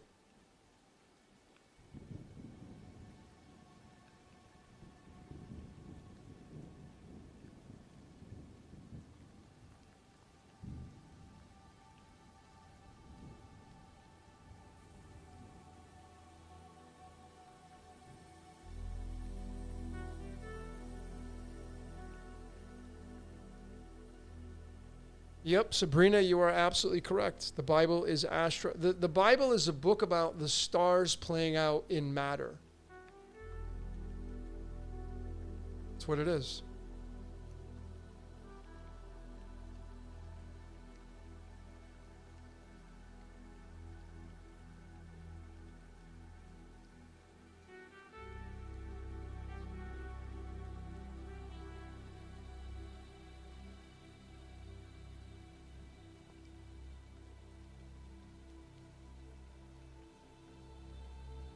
You know, I mean, with the phones and the technology, when I do my calls to book readings, I tell people I want to use WhatsApp. Because, and you probably noticed this, if I call you directly, cell phone to cell phone, the call quality is not as good as the WhatsApp. The call quality in WhatsApp is pristine. So I'm already accustomed to that. If I call you from, like this is my Mexican cell phone. I have a Mexican cell phone number. It's Telcel, it's called, right? I can call the United States. If I call you from my cell phone to your cell phone in the United States, the call quality is much worse. Because I'm going through a tower that is not as good as the internet. Yeah, you have to have internet access. But as long as you're in a stable, like if I'm here in my home and I got the internet up, the call quality is precise, pristine. Why would I want to go back to a fuzzy, it feels like you're in an elevator kind of call? Well, maybe you don't have that. Maybe where you're at, you call everybody cell to cell, maybe the call quality is very good. But a lot of people are using the WhatsApp. Supposedly it's encrypted, but that's besides the point.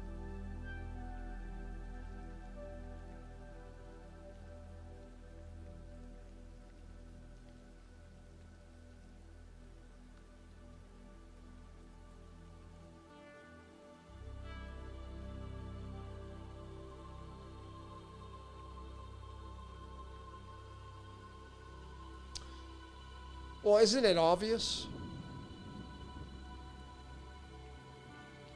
What is the Son of God? The Son. And Jesus is not the Son. Jesus is Venus. Jesus says in Revelation, I am the bright morning star. And that is referencing in so many ancient texts, Venus. Venus is the star that comes out before the sun comes up. So the Son is the Christ, which is a title. It is not a name. It's something like a captain or a 4-star general. So when you are Christ, you are like a captain or a lieutenant. It's a title. It is not a name. If I get assigned in the military, like I have a friend of mine who just got promoted. That's not his name. It's a title he got. You got promoted to lieutenant. That's not your name. So Christ is not a name. It's a title like lieutenant or captain. Jesus is the name, which is not even Jesus. It's Jesus. And the phonetics clearly point to Zeus. So Jesus is Venus, which is love. Love. And Christ is light. And when you bring love and light together, that's Venus and the sun. What happens in this reality? Love and light. What wins the game of life? Love and light. What is the Savior? Love and light. What's going to save mankind from their sins? Love and light. That's why you're told to love everybody. That's why it says love your enemy. Love and light is what makes this reality move forward. Not darkness and evil, because if that was the case, there's no more light. Their game's over. If you just simply take a quarter in the machine to activate it, that quarter was what activated your position to say, I want to play. And that turns the lights on. Love and light. That's what wins the game of life, is love and light. I think it's freezing up on me. Am I freezing up on you guys and gals? I think I might be. Hang on a second. Anyway.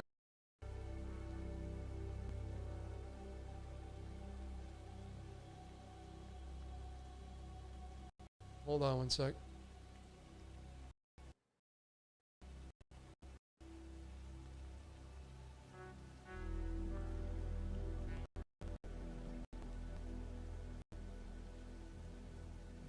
Helps out. Okay. I don't don't know if I... Looks like I'm locking up here.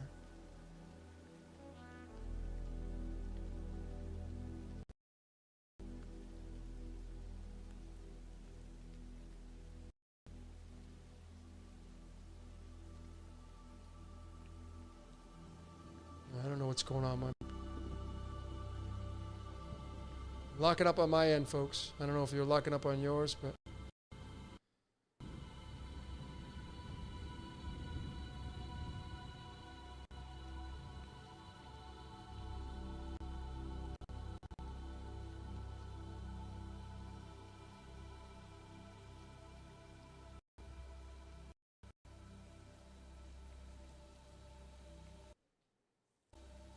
My computer's going crazy right now.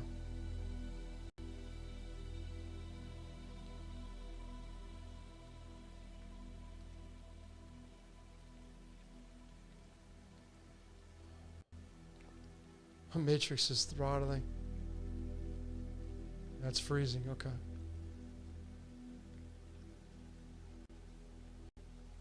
That's my internet, okay.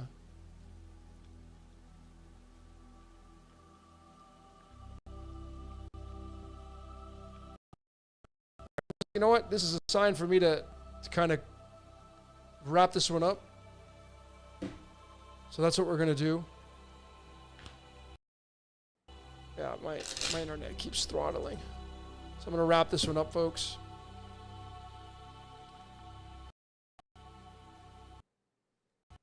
Yeah.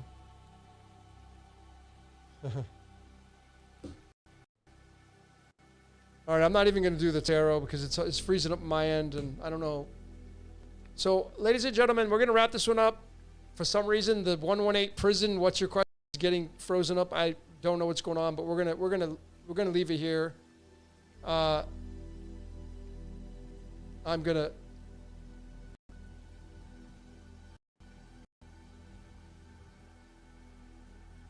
Yeah.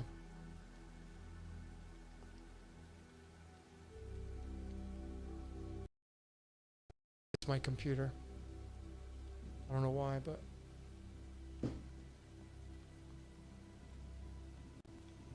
Let's see if I can even do the outro.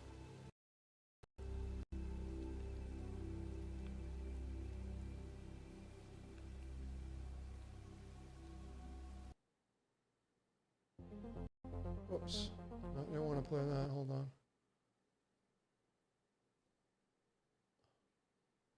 My computer's really jacked up.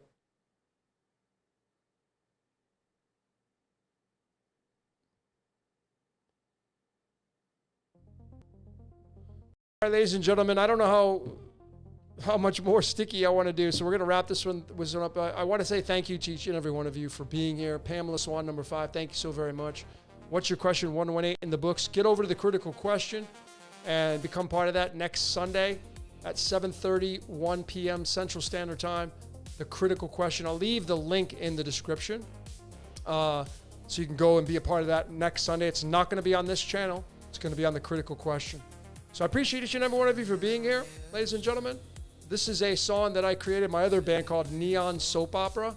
This song's called Just a Little Longer. So I'll leave these links in the description of the video in case you want to get over there and check out some of the other songs that we have. So it's been an honor and a pleasure to be here, ladies and gentlemen. Till next time, we will see you later.